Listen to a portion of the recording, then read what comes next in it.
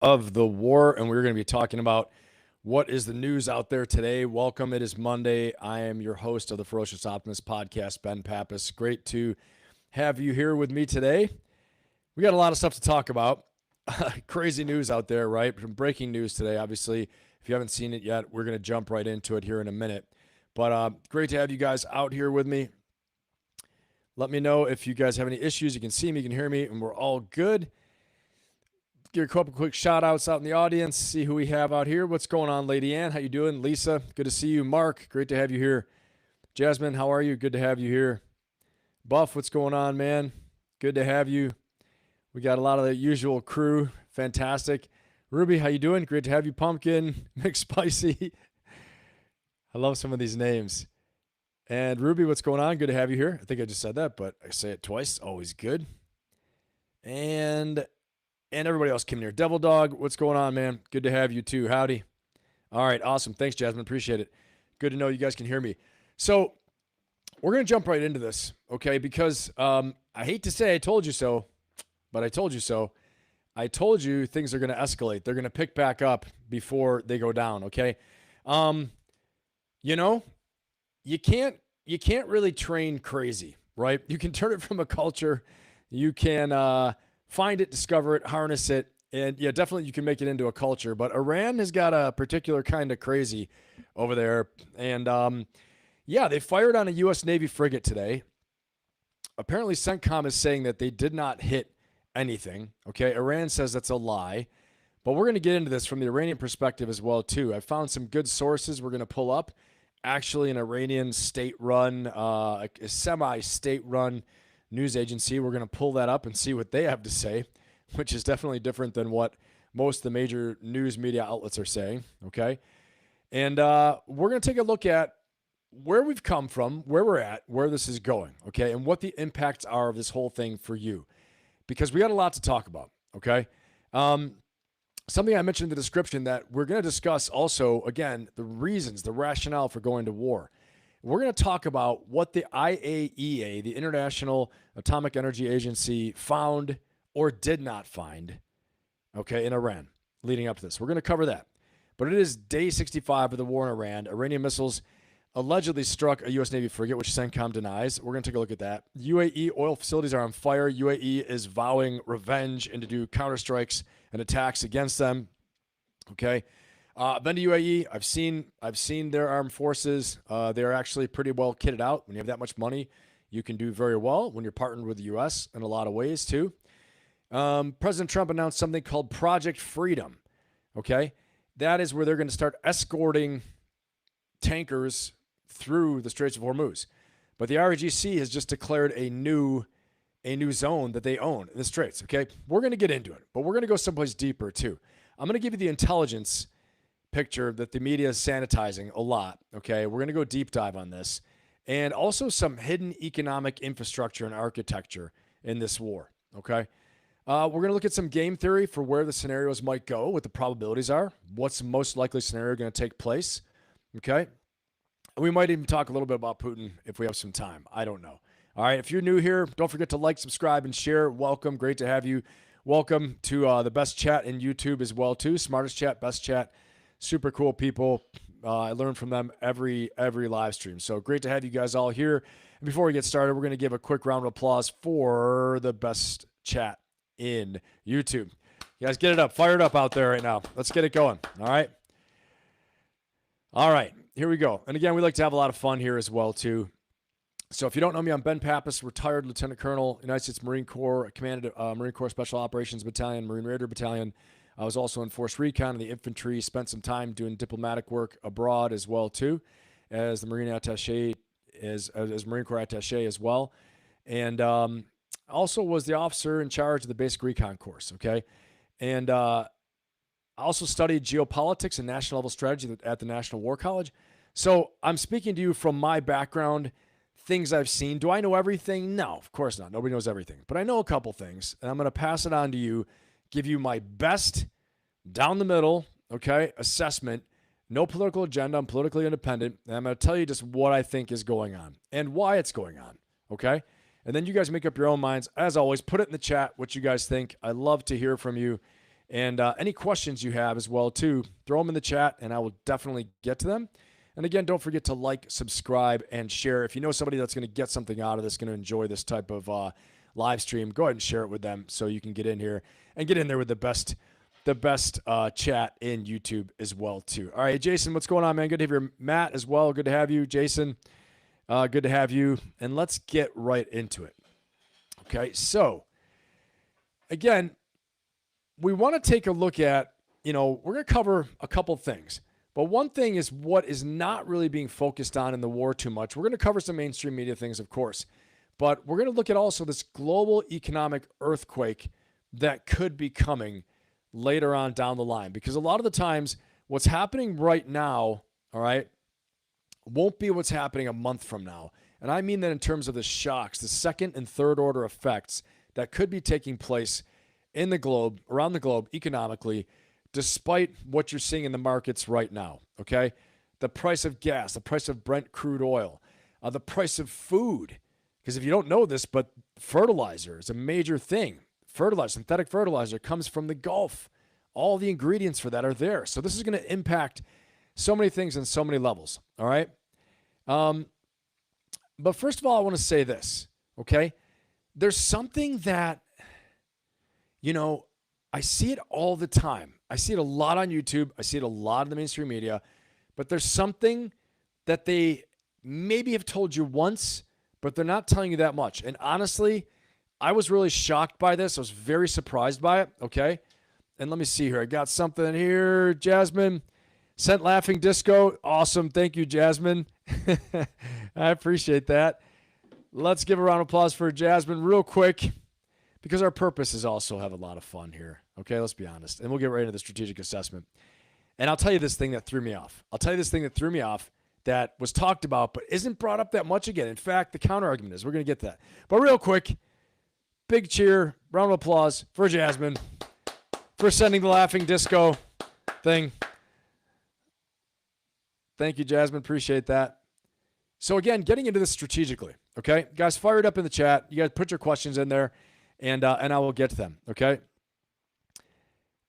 And so this is the thing that threw me off. And you guys tell me what you think when I put this in here. Because everybody has been saying, I mean everybody, and I dug this up, but everybody's saying how Iran had no nuclear weapons, right? Put a 1 in the chat if that's all you've been hearing. Iran had no nuclear weapons. Iran had no nuclear. They had a nuclear program, but they were so far from it. They're so far away. And this is the common refrain.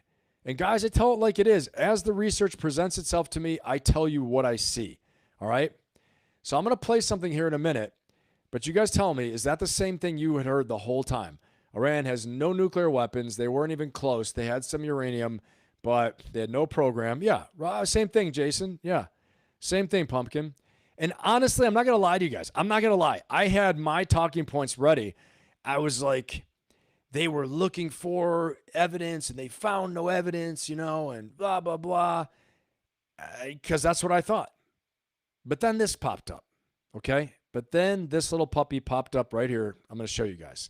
Let's watch this and let's talk about it, okay? Because to me, this, I wouldn't say a game changer, but it shows maybe, just maybe,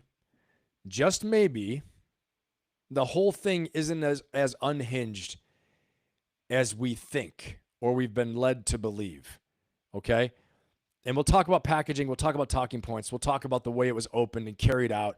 And, from, what's his name, Pete Hegseth, all the way to President Trump. And, because, again, like I reminded someone earlier today, it's often not what you say, but it's how you say it as a leader, okay? And it's how you gain popular support for your actions, too, none of which was done. There was no gathering of support for this operation, okay? So let's get into this. I'm going to show you guys this, and you guys tell me what you think, all right? It's a little interview with the chief of the IAEA, okay? I have never seen before. Maybe one of you guys have seen it, but I've never seen it before. And I thought, this is really interesting. I think I need to show this to the audience. I think I need to show this to everyone from the live stream. Not so much this one, but you guys know how I do it. I find that one, and I find the one I really want to show you. Okay, here it is. This is the one. Let's watch this for about a minute. I'll interrupt probably once or twice, but let's go. Trump has said that one of the reasons for these attacks is that Iran was on the verge of a bomb. From what the IAEA knows, is that the case? Well, I would generally abstain from commenting on comments from, especially from presidents. And what I can say is that the situation in Iran was concerning. Iran had not been giving for quite some time the IAEA access to places, clarifying activities and... Okay, so here he is saying Iran's behavior for quite some time was concerning. They had not been giving them access to places. Guys, you know me, politically independent. I'm not over here like, rah, rah, rah, we go, all right, go team, go attack them. You guys know me. I call it like it is, right? You know, I mean, once you've been to war and you've seen what it's like on the ground, you're not a big cheerleader of the whole war thing, okay? You know, just being honest with you. And so, but I haven't seen this ever. This is a PBS Out Front documentary put out a month ago. But all we've ever been drawn out with is how kooky the justification is for this, okay? Which there's a lot of reasons that they say that. Everybody says that, and I agree. But I'm just putting up, I'm just giving a counterpoint. So here he is saying this is very, very concerning, okay? And I'm going to tell you, as a strategist, business strategist, life strategist, when you're making a strategy for battle, business, and life, you can't just go along to get along. You can't be like, well, this is what I want to hear. This is what I'm hoping will come out. Therefore, I won't listen to this new strain of evidence. And guys, honestly, this took my live stream in a different direction. I was like, I've never seen this before. I've never even heard of this before. I've heard some things, but it got drowned out. Okay? So you guys put in the chat what you guys think. Okay? Yeah. Sounds like he does, but let's listen. Okay? Let's listen. A number of things that is clarifying activities and a number of things that led us to a place or a position where we lost the necessary continuity of knowledge to be able to confirm that everything in Iran was in peaceful use. So... Okay, so again, another thing, when I saw this, and I'm going to tell you guys, I had this as a part of my justification, as my evidence for why we went there when clearly there was no chance of any weapon or bombs or anything, okay? Now, when this was shot, it was March 18th. It was a month after the war started. So they're interviewing him on PBS Frontline, pretty much down the middle, independent type reporting. Not, I wouldn't say, not really a big political leaning either way, okay, or much of anything. It's probably straight up the middle as you can get. And again, this is pretty surprising. It's pretty surprising. Okay. Okay, let's keep on going. Let's keep on going here. And I'll try not to comment too much, but this is some significant stuff. To me, it's significant. That's why I'm showing it to you. Able to confirm that everything in Iran was in peaceful use. We're not able to confirm that everything in Iran was in peaceful use, okay? So when you're depending on the IAEA, the International Atomic Energy Agency, to verify the terms of the Obama agreement, and it's not happening. They're not letting you in. You're not seeing what's going on. Okay? Now he's going to say some other stuff. I'm just telling you, again, before we get on the whole rabbit hole of, this whole thing is so crazy. And we'll talk about a ground war. We'll talk about everything else. But I'm just saying, initially going after nuclear facilities, it sounds like, if you can't confirm it, that it sounds like maybe there's definitely more evidence towards the chance that something crazy was going on. So as to whether there was a short distance or a long distance to manufacturing nuclear weapon. I would not get into that, but it is clear that there were some elements of concern. Also, the accumulation of a very big stockpile of highly enriched uranium, very close to military grade. The accumulation of a very big stockpile of highly enriched uranium, very close to military grade. Okay, guys, I'm just saying to me, this is important because I've never seen this before. And, I'm doing live streams. I'm looking all the time for all these things. I've never found this video before. I know it was out there. I'm sure some of you have seen it before, but I had not. And I thought, you know what? In order to stay fair and to stay balanced, I think I got to play this so that we can actually take a look here at what's going on. What's going on, Propaganda? Good to have you, man. All right. So, very interesting. Yes, please. That's right, Pumpkin. Like, subscribe, share, all that stuff. Thank you. What? Oh, that's awesome. Thank you. Appreciate it. Buff, how cool, man. Buff, that was super cool. Send a headliner. Thank you. All right, big round of applause for Buff real quick, and then we'll get back into serious stuff. But we got to take a second. Awesome. Thank you, Buff. Fantastic. All right, let's rock and roll. Okay, guys, so that's why I'm playing this, because I've never seen this, and I thought this is something important to take a look at. All right, this is very important. Yeah, Lady Ann, I saw lots of uranium, but the thing is, hearing it from the chief of the International Atomic Energy Agency chief, the head, saying that they had lots of stockpile. Here's what he says, a very big stockpile of highly enriched uranium, very close to military grade. I'm just saying to you, I was on the whole, honestly, you know me, independent, but I was starting to really go down the negative slide where I was like, this is BS, man. They said they have nothing. They had no nukes, no chance, not even close. And we're doing this? Well, not exactly. Not exactly. Okay? And we'll talk about everything else, the ground war, all those things like that, regime change, all those other goals too. But at least this one, it sounds like despite Operation Midnight Hammer, which sounds like it did not work, okay? Or it worked to a limited degree, but they still had stuff from what he's saying. The accumulation of a very big stockpile of highly enriched uranium, very close to military grade degree, without any, justifiable reason. So all of this painted a complicated picture. So elements. It's almost like, if I didn't know any better, he's being paid off to say this, right? But he's not. He's just not. I mean, could he be? Sure. Sure he could be, right? Anything's possible at this point.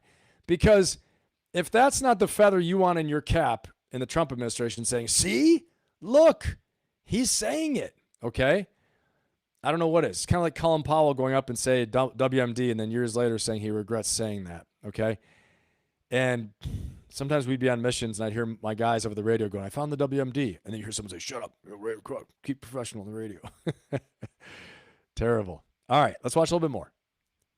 Of concern, but evidence of being close to a bomb? Did you see any of that? We cannot have evidence when we are not being given the access to places and answers to questions that we were having on a number of things. Okay, guys, to me, this is big again. Iran shot themselves in the foot, in my opinion, when they stopped letting the International Atomic Energy Agency inspectors into their facilities. And here he is saying, look, we can't tell you if they were close to a bomb because they didn't answer our questions. They wouldn't let us in the facilities. This is, okay, I'm just saying, this is news to me. That's why I'm excited to share it right now, because it's news to me. I'm learning something tonight. I hope you guys are learning something.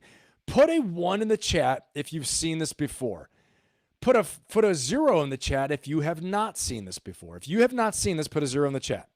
Put a 1 in the chat if you have seen this before. Put a 0 in the chat if you have not seen this before. I just want to see if you guys are kind of like me, because I've never seen this. And I'm like, what in the hell is going on? Okay.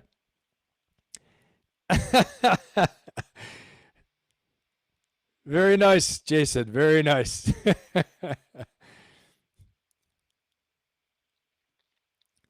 Let's see here. All right. It was very creative, though, Jason. Very creative.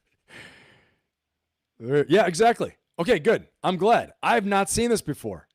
I haven't seen it. I have to see when it was published, but maybe they were waiting until now. This is when it was filmed, but I just haven't seen it. Saddam Hussein, that's right. Freedom Cherry, you saw it. Okay, awesome. Okay, you heard it before, but hearsay, don't have a good proof.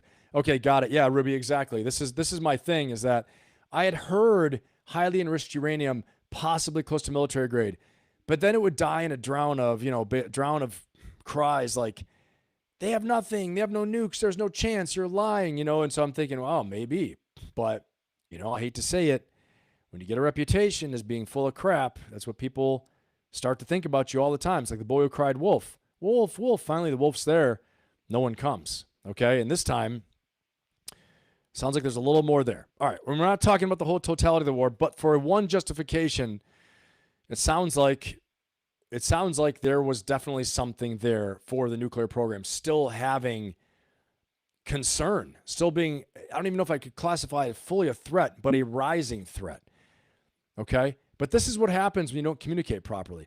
And it's also when they didn't want to admit that Operation Midnight Hammer didn't do everything it was supposed to. It did something, but clearly it did not do what they said it was going to do. Okay. Yeah, Mark, me too. Mark, I'm telling you, man, literally 15 minutes before I keyed this up, no, 20 minutes, I found this 20 minutes ago, and I was like, holy cow, what? I've never seen it. Why haven't I seen this before? All right. Okay, exactly. All right, let's get it going. Play a little bit more here. Questions that we were having on a number of things. When it comes to Iran, one should perhaps not stop at the snapshot, but try to look, if possible, to the bigger picture. And in the case of Iran, there is a history spotted with moments of non-compliance, moments of hidden activities. Okay, guys, I've never even seen this. I'm watching with you. I'm reacting with you. And I'm like, damn, why didn't they wheel this guy out 2 months ago? What the house? How stupid is the White House press secretary? How stupid is the PR for these guys? You wheel this guy out, you pump it up everywhere. This is the chief of the International Atomic Energy Agency, the ones who are the inspectors of the nuclear facilities in Iran, saying non-compliance, hidden activities. There's a history of non-compliance, a history of hidden activities.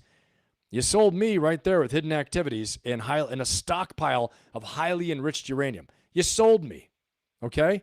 Again, like I said, I'm independent right down the middle. Tell it like it is. But this for me is like, yeah, okay, we don't want them to get a bomb. Clearly, that is clear. We don't want them to have a bomb. We don't want them to have a nuke. None of that, all right? And so I don't know why they didn't wheel this guy out before, but to me, that's interesting. And it's more interesting to me that you guys also, almost everyone has not seen this. Only one of you have seen this before. So I guess the question for the poll is, okay, here's the poll. Was it possible? Let me see. Yeah, I'm going to say, was it possible that Iran was on course for a nuclear weapon? Was on a course for a nuclear weapon? Yes or no? After seeing that, I say, I know what I say. I'll let you guys say it without me mixing things up. Yeah, exactly. Propaganda, 100%. If the Trump administration wanted to do this right, there would have been a drumbeat of press. Yes. And that's why it's so stupid, because you wheel this guy out like after it starts. Like, look, guys, this is what we're basing it on. Here's a history of this, history of that. He's not even an American. Look, blah, blah, blah. Okay? And, he's saying history of noncompliance, history of hidden activities. This is what we're talking about, and maybe even you drop the regime change thing and just say, look, we got to get rid of their stuff and we need to go in there and get it because they ain't paying attention. They ain't doing their job. They're not upholding their end of the bargain. But instead, it was secret squirrel, super powerful. We're not telling everybody. Pete Hegseth reading, Pulp Fiction Bible quotes about, I don't know, whatever he was saying. And so everybody's just, and then the Epstein thing is going on, the Epstein files. People are just not buying it, right? Not buying it at all. So, yep, I agree with you. I agree. Communication as a leader, okay, just for everybody's sake here. You guys know what I do: executive leadership and life coach, executive coach, strategist, business strategist as well. And the big thing is this: in leadership, you have to communicate clearly. You have to communicate your intentions. You have to, especially when you hold all the cards, you have all the power. Okay, you got to create transparency. Trust is essential. Accountability, self-accountability first for the administration and for the leadership.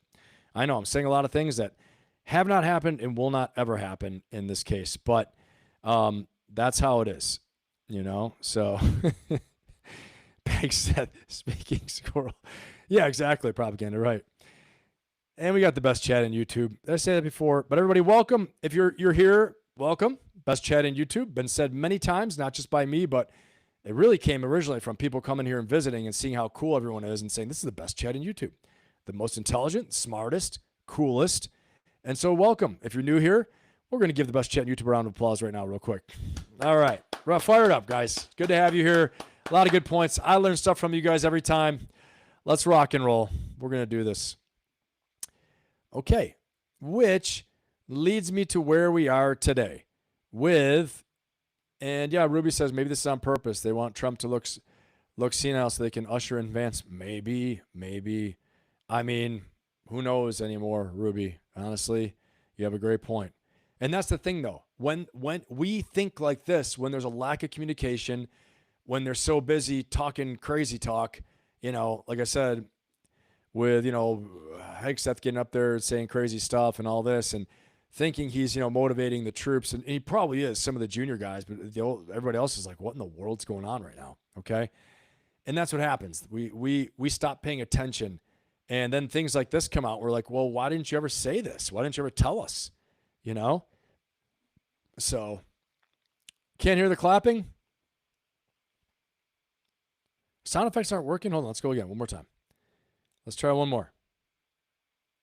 Hold on. That was a preview. Let's go on this one. One more time. Hold on. We got to make sure the sound effects are working. Yeah, we'll come back to it. For some reason, it doesn't seem like it's working right now. All right. One more time. Okay, that's okay. We'll try to fix it later. But sound effects are always good. So, okay, guys. So, which brings me into where we are today. Okay? Let's cover just what happened today with the Iranians saying that they attacked the U.S. frigate. Straits of Hormuz are still closed. In fact, it's worse than ever. And again, like I said, I hate to say I told you so, but I told you so. Okay? I told you things are going to get worse before they get better.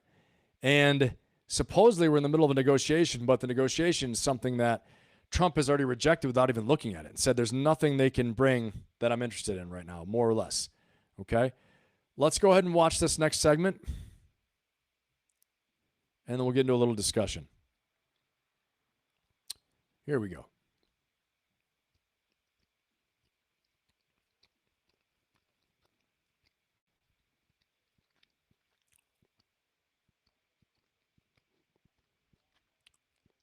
Cruise missiles, drones, and small boats at U.S. Navy ships and commercial vessels. The exchange of fire happening just hours after President Trump announced that the U.S. will begin helping guide stranded ships out of the Strait. Meantime, the UAE is accusing Iran of renewed missile and drone attacks, the first since early April, including a drone strike on an Emirati oil port, causing a large fire and injuring 3 people there, according to officials. Let's go to CNN's Kristen Holmes at the White House right now. So, Kristen, what? Okay, so really quick. When they're talking about this, they're saying that we're going to begin escorting frigates and ships through the straits. The thing about this is that the U.S. CENTCOM, run by Admiral, right? Admiral Cooper, basically is saying that we cleared a sea lane. We cleared a new sea lane of all the mines. Even though just the other day, like yesterday, I guess 80 small attack boats, Iranian attack boats, were seen dropping mines in the Strait. So how they did this, I have no idea. Did they actually transit the Strait? Well, let's go ahead and let's take a look. Let's see what we got. We'll go to our handy-dandy tracker, Strait of Hormuz tracker. And again, guys, don't forget to like, subscribe, and share. Great to have you here. Would appreciate your support. Appreciate you subscribing. If you think somebody's going to get something out of this, go ahead and share it with them. All right. Here we are. 66 days. Here are the straits. 12 ships have transited in the past 24 hours from what they're saying here. And there are quite a few ships waiting, though, as always. It says 12 are transiting. That's more than normal for sure. Okay. And here they're saying 2 coalitions, 1 strait, while Washington just blinked. Well, let's take a look at this. This could be something. Okay. This was published this morning. On Sunday evening, Trump announced Project Freedom on Truth Social, framing it as a humanitarian gesture to free stranded neutral ships from the Strait. CENTCOM confirmed the operation begins today, Monday, May 4th, backed by guided missile destroyers, more than 100 aircraft, unmanned platforms, and 15,000 service members. The Joint Maritime Information Center has established an enhanced security area south of the normal shipping lanes. Interesting, south of the normal shipping lanes, and urged mariners to coordinate with Omani authorities. Well, let's take a look at this, because guess what? Guess what? This, look at my map. If you're not looking at your map right now on your screen, take a look at this, okay? Well, guess what?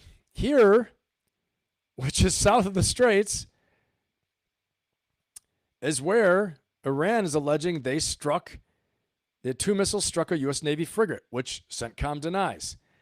Okay, in the waters near Jask, an incident that, according to the sources, occurred after the vessel ignored warnings from Iranian forces. The Fars New agency affiliated with the IRGC, citing local sources in southern Iran, reported this frigate on Monday, May 4th, while, according to the agency, violating the security of transit and navigation and intending to head toward the Strait of Hormuz, was confronted with warnings from the IRGC's naval forces. According to this account, the vessel failed to heed warnings. It became a target of a missile strike.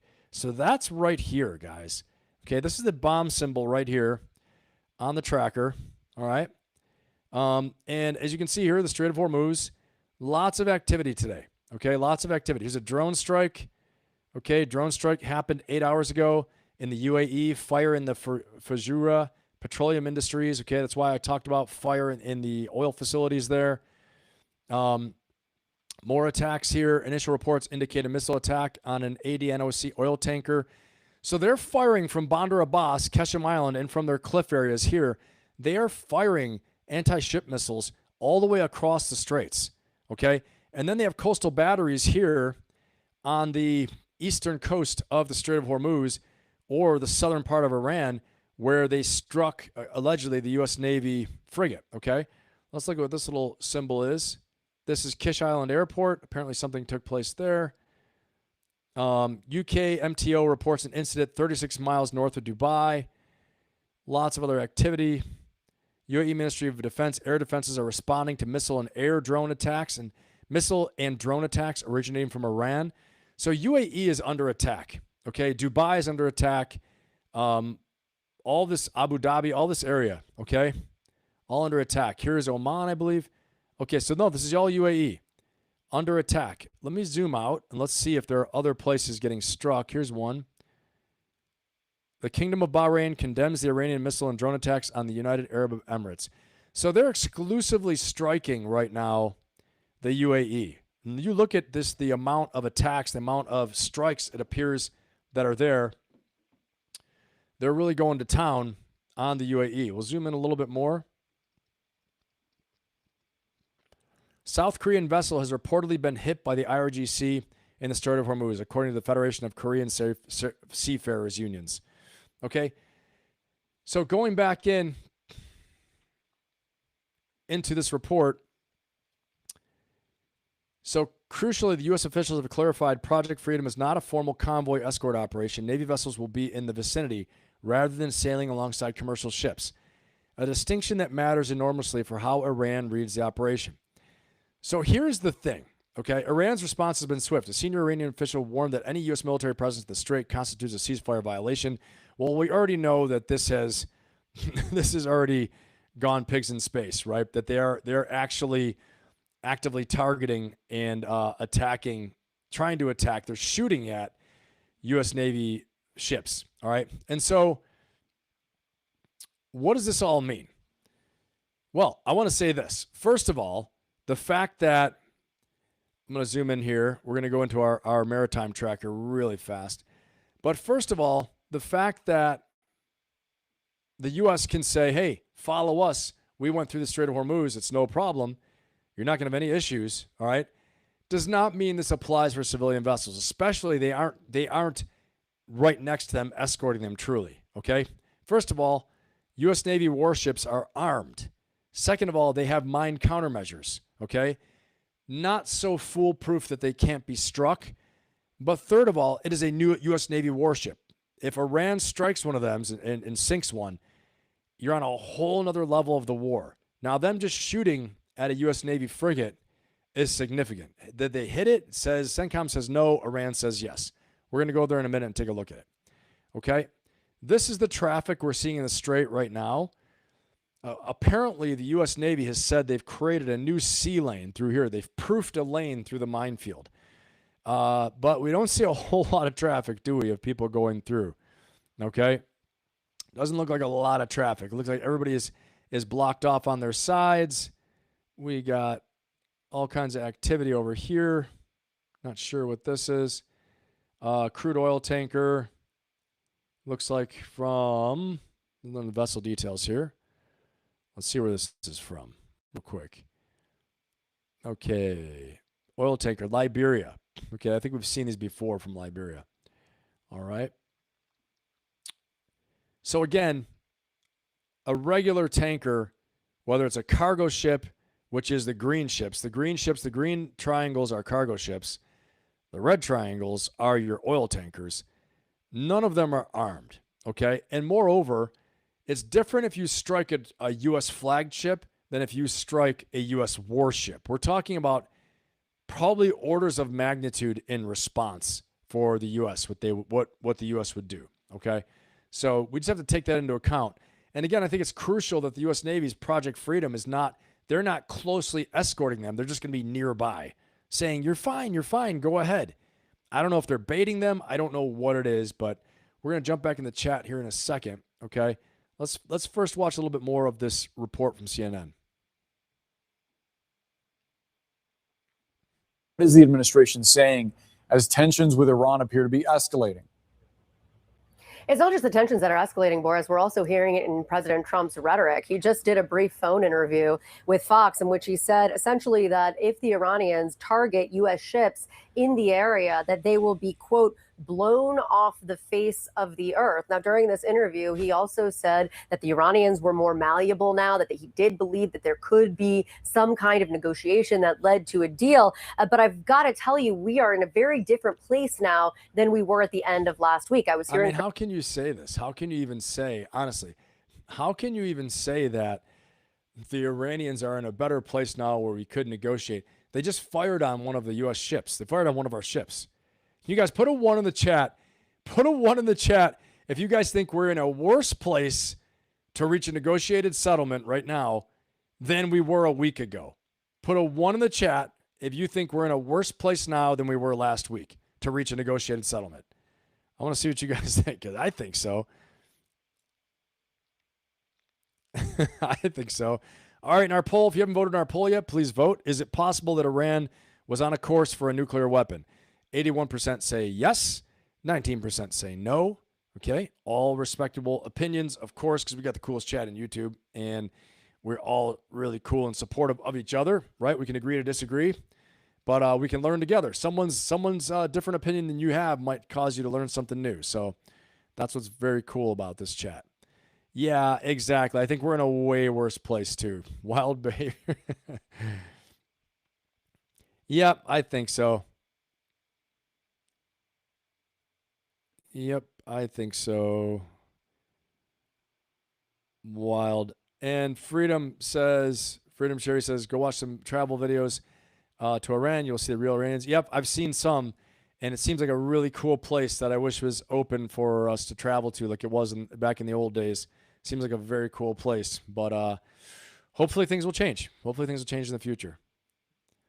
Yeah, I think we're in a worse place too. So I don't know why that's being said, but it is. And anyway, let's keep going. From U.S. officials at the end of last week, senior administration officials who were saying that they felt really good about the direction that this was going in. Instead, now we're starting to see this really seem to devolve. And President Trump posted on social media about what we were seeing in the Strait, saying Iran has taken some shots at unrelated nations in respect to the ship movement. And he also noted it was a South Korean cargo ship. Then he essentially says that maybe South Korea should join them on this mission, talking about the war in Iran. And then he goes on to talk about the fast boats, which we've heard about, and then that tomorrow there's. It almost sounds like he's ignoring the fact that they did fire 2 missiles at one of our frigates. Okay, it almost sounds like that he's ignoring it, because then you got to do something. Once you confirm it and you say that, you got to do something. I think he's probably forming a plan of what to do next. There have been reports of Dark Eagle showing up, the hypersonic missile, to hit new targets that have been out of range of conventional munitions. There have been reports of all kinds of things, okay? And like I said, later on in the stream, in the live, we're going to talk about some game theory as well too, meaning what are the most probable scenarios that'll play out? And remember, this is a real-time thing. Things are changing as we're on this live stream, where, the probability of a negotiated agreement this morning was different than it is right now. And I'd say it's gone down. It's less right now. As it's sinking in that Iran is actually shooting at our ships, okay? The IRGC. And when I say Iran, it's not the Iranians, as Freedom Cherry has pointed out. I'm sure most of the Iranians are just like, get these guys out of here. This is nuts. But I'm going to show you something that could be a game changer. It could be, okay? It could just be that there's enough economic strangulation going on that there's going to be an insurgency rising up in Iran. I don't think they'll be able to overthrow the government, but it sounds like, and I'm going to play this for you in a little while, so stand by for that, to see new reports that are coming out about a revolution possibly starting to be sparked, an insurgency sparking up, okay? The IRGC is getting hit a little bit. We're going to cover that later, so stick around for that, okay? In the meantime, guys, don't forget to like, subscribe, and share. Great to have you here. Subscribing helps out the channel a lot. So does liking. Great to have you. And if you think somebody will enjoy this stream and this awesome chat, best chat in YouTube, go ahead and share it with them and welcome them in. Tell them, hey, get in here, okay? We do this every Monday, Wednesday, and Friday. I'm live at 5 p.m. Pacific time, 8 p.m. Eastern, every Monday, Wednesday, and Friday. And Friday, we have a lot of fun. There's a good comic element to it, too. I always find a lot of things funny, so there will be always some kind of element of humor, of course, okay? Otherwise, I'll be like, today in the news, this is what happened. And I don't always tend to be like that, okay? But we do some heavy-duty, deep dive analysis and get serious about all these things. All right, let's keep playing this. Some good things are coming out. Going to be another one of these press briefings by the Secretary of Defense, Pete Hegseth, and the Chairman of Joint Chiefs of Staff, Dan Kane.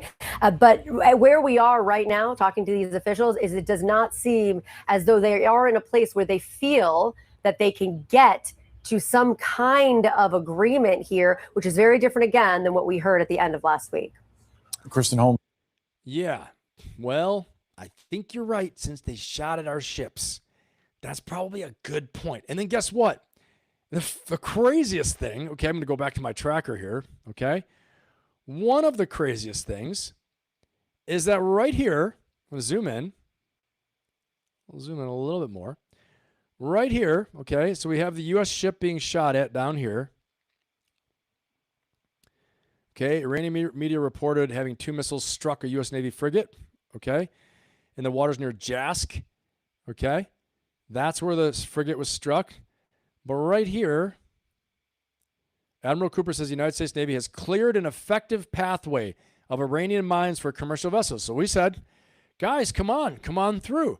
According, U.S. officials have said that U.S. forces will destroy any Iranian boats and missiles attempting to attack shipping in the Strait of Hormuz. So, look, the lane is clear. Guys, come on through. We're good. Okay, we're good. So, then they started following us through. U.S. Navy guided missile destroyers are currently operating the Arabian Gulf after transiting the Strait of Hormuz in support of Project Freedom. American forces are actively assisting efforts to restore transit for commercial shipping. As a first step, 2 U.S. flagged merchant vessels have successfully transited through the Strait of Hormuz and are safely headed on their journey. Okay, let's see the source for this. What is the source? The source is X, U.S. Central Command. Okay, so it's not independently verifiable because this is from U.S. Central Command, X on Twitter.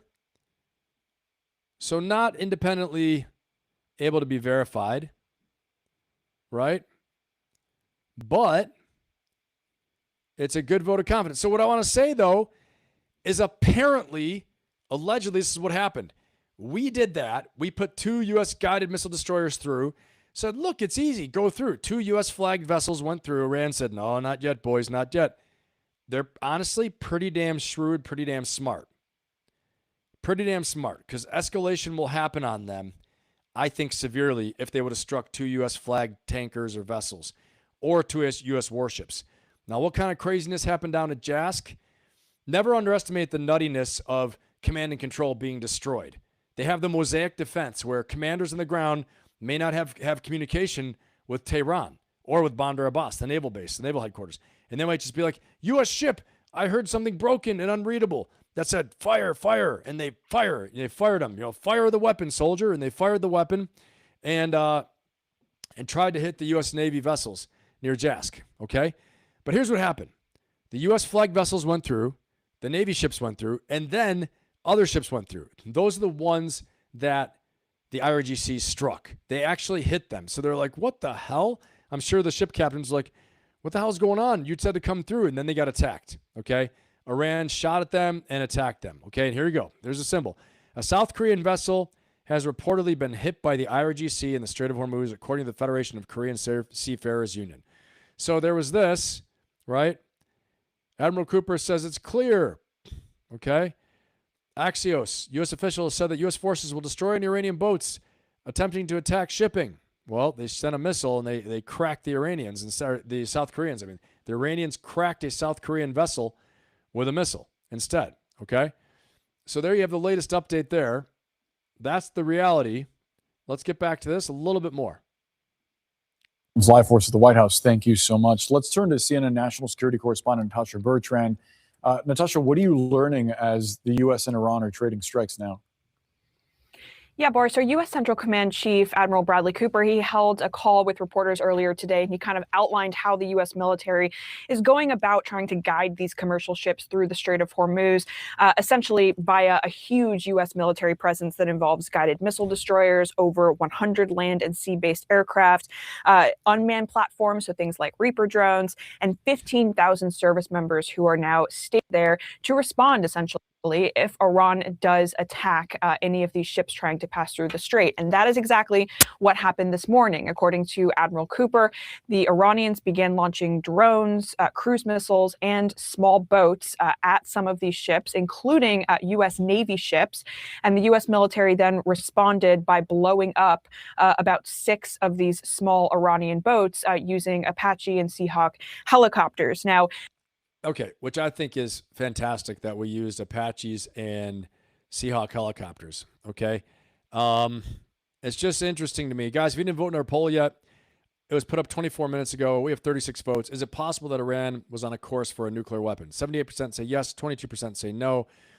If you were here in the beginning and I played the clip of the interview of the chief of the IAEA, the International Atomic Energy Agency, he says that they had an accumulation of a very large stockpile of highly enriched uranium very close to military grade. And he also says they were being, not let in to certain places, not having certain questions answered. They were not upholding their end of the bargain for the deal with the Obama deal to let inspectors in. Their inspectors weren't allowed in. They weren't answering questions. He said it appeared they had hidden activity and very spotty, non-consistent compliance. They didn't comply. So really interesting. Had never seen it before, but very interesting for sure. Okay, guys, don't forget to like, subscribe, and share. Let's watch a little bit more of this one. It's important to note here that Admiral Cooper did not say whether or not this means that the ceasefire is over, given that the Iranians and the Americans are now trading shots, essentially. Of course it's over. Of course it's over. Guys, put a 1 in the chat if you think the ceasefire is effectively over. Put us a 1 in the chat if you think the ceasefire is effectively over. Or if you think it's not, if you think it's still going, give me a 0. You know, and you might be right. You might be right, okay? So totally fine. Either way, whatever you think. Zachary, what's going on, man? Good to have you here. Joe Saunders, what's up, brother? Good to have you here. It is, by the way, it is Monday, the 4th of May. It is official Star Wars Day. I did not know that. I saw in the local theater around here, they're playing like every Star Wars movie, including today. And I was like, why is that? That's really cool, but why is that? I love me some Star Wars as well. I'm not going to lie to you. I once was able to go to the Star Wars convention with my son when he was young because he was a Star Wars fanatic. And super cool. Very, very cool. Met Darth Maul himself there. That was wild. But I digress. All right. Let's keep on rolling. So I got another one for you. Another one. Let's watch this real quick. Said Iran fired 4 missiles towards it this morning. And moments ago, President Trump speaking to Fox on the situation in the Strait. So we've got breaking news to top the hour for you. Hello and welcome, everyone. I'm Sandra Smith. Larry Kudlow is in for John Roberts and will join us here shortly. This is America Report. So let's get right to the news. And Trey Yingst, he's got that for us. Trey just spoke with President Trump moments ago. He's live from Tel Aviv for us. Hello, Trey. Sandra, good afternoon. I spoke with President Trump for 20 minutes about the situation with Iran. He talked about Project Freedom and the U.S. efforts to guide vessels through the Strait of Hormuz, issuing a new warning to the Iranian regime, saying if the Iranians try to target U.S. ships in this area, they will be, quote, blown off the face of the earth. Remember, this was a project implemented by... But they did. They already did it. They did it already, right? So, guys, we're going to see what's happened. We're going to see what's going to happen here. Okay, we are going to see what the hell is going to happen. Okay, will we actually blow them off the face of the earth? Is President Trump going to blow them off the face of the earth? We're going to see. Okay, we're definitely going to see. Okay, now one of the ways we have discussed blowing them off the face of the earth, okay, one of the ways is through this. Okay, Dark Eagle. Let's take a look at this. Well, Iran remains defiant. Tonight, a large cargo ship reported being attacked by multiple small boats while transiting the Strait of Hormuz. The United Kingdom's military says that this attack happened 11 nautical miles off the coast of Sariq, Iran.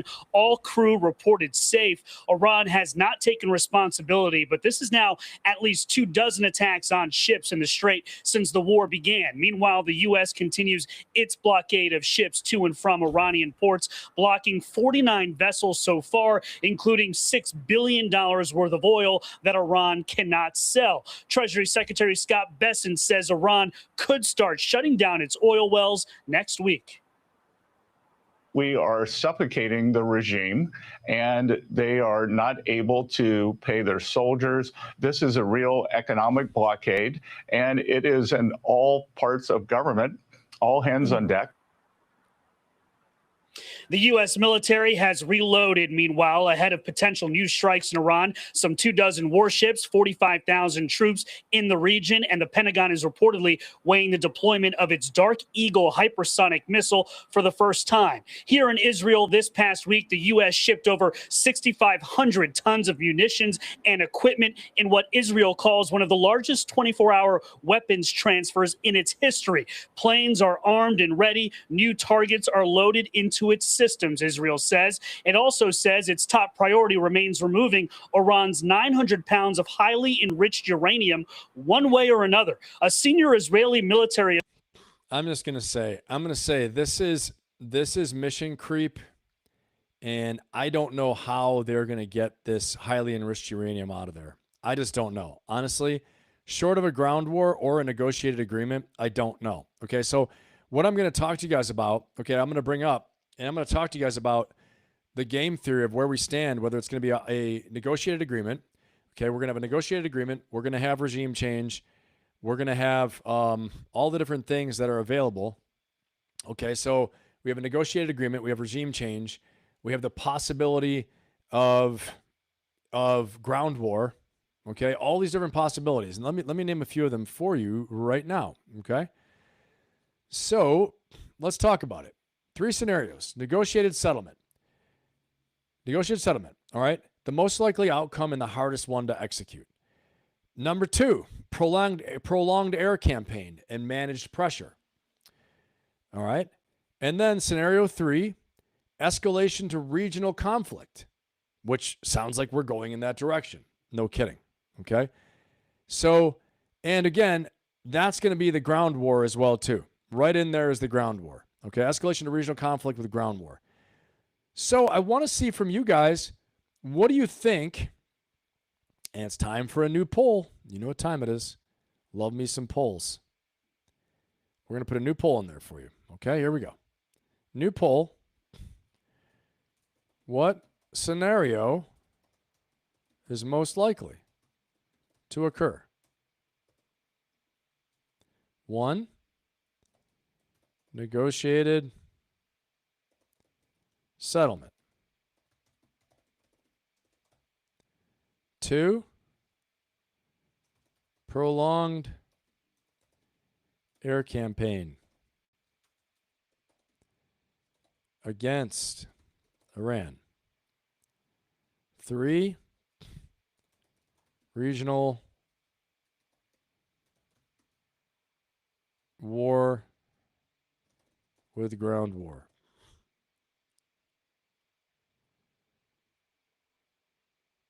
All right, you guys put it in there. Here it is. The latest poll. What scenario is most likely to occur? Negotiated settlement with Iran, prolonged air campaign against Iran, regional war with ground war. Okay? And I mean, how is this most likely going to result in the next 6 months, let's say? Okay? In the next 6 months, which one's going to happen?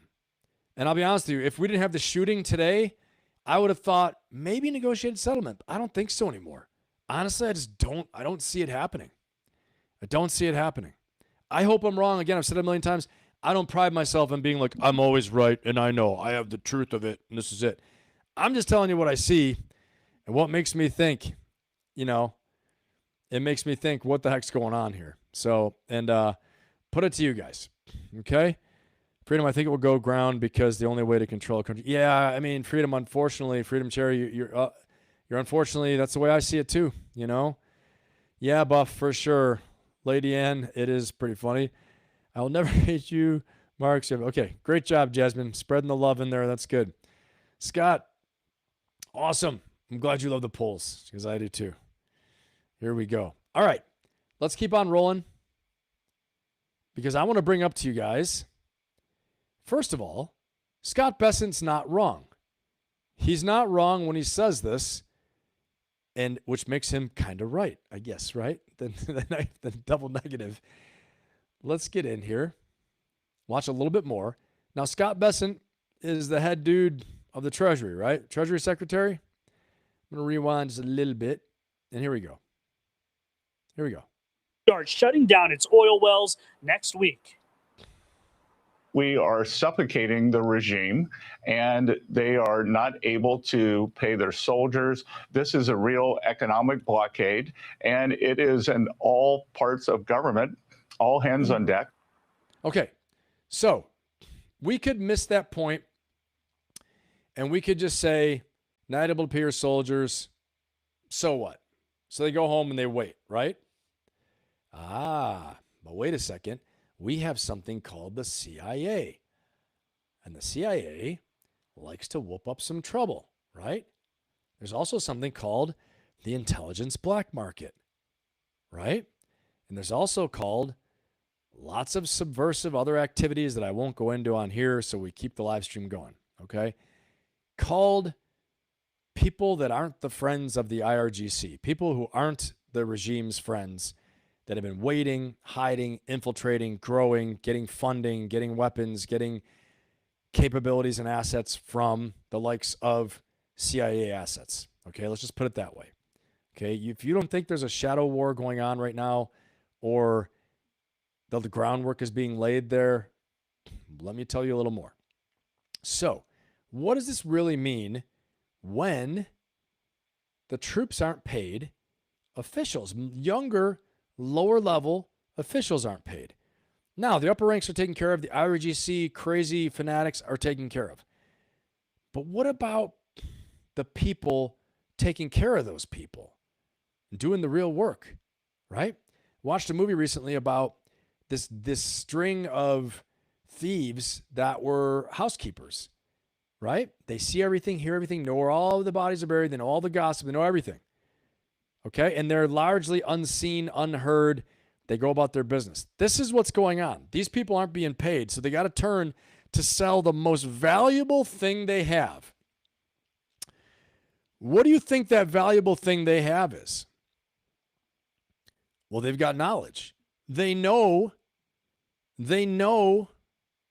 where the movement patterns are, the pattern of living, the pattern of life of these influential IRGC leaders, hardliners, okay? This is not Al-Qaeda. Let's put it that way, okay? This is not the mafia even, where criminal organizations have layers and have cells, and you don't, even terrorist organizations have cells where you don't get comfortable, where you might know two other people, but you don't know the rest of the structure. Okay, those are really, cell-like structures of not hierarchical in a terror structure. So what I'm saying is that right now, the low-level people have lots of knowledge of the whereabouts of these people. And you don't think there are people in that country right now looking to do some work and take them out? Okay? Yeah, Brian Plummer, good to have you here, man. Best chat on the planet. That's right. So let's watch this video. I didn't mean to play this one right now, but we're going to jump right in because I think it actually fits right in. Let me play this one for you. And this is just about how the IRGC is actually getting hit. They're actually getting hit right now, which is crazy. Here we go. All right, guys. If you have a chance to watch this, I recommend checking it out. Okay, if you're listening, awesome, but might be a good time to watch a little bit too. I think there's some good visuals here. It says keep going, stay brave. Iran's Revolutionary Guards are devastated on their own streets, and Tehran's avenues have surrendered to a massive spiral of chaos. Just days ago, Iran's Immortal Guards launched a ruthless and systematic guerrilla war against the regime's military apparatus.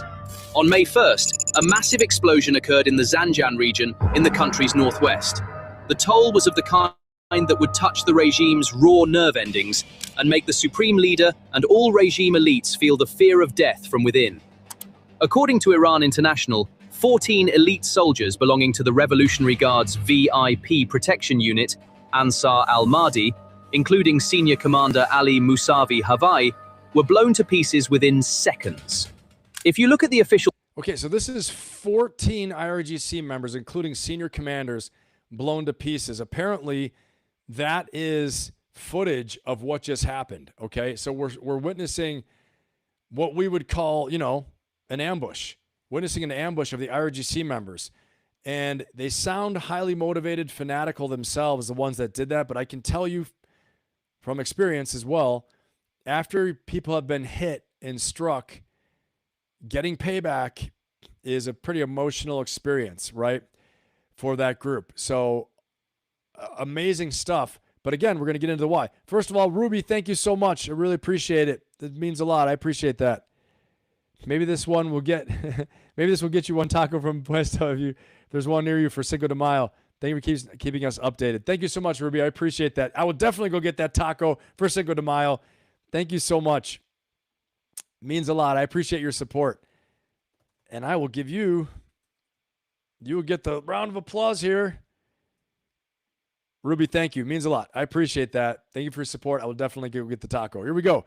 Tell me if you can hear the round of applause. I hope it works this time, everyone. Let's see. Well, round of applause no matter what. I'm going to give you one. You guys give one too, whether you can hear the sound effects or not. I don't know if they're working today. We'll try one more time. You deserve 2 for that one, Ruby. Let me see. One more time. Here we go. Another round of applause. All right, big round of applause for Ruby. Again, I don't know if the sound effects are working right now, but thank you so much. Let's see.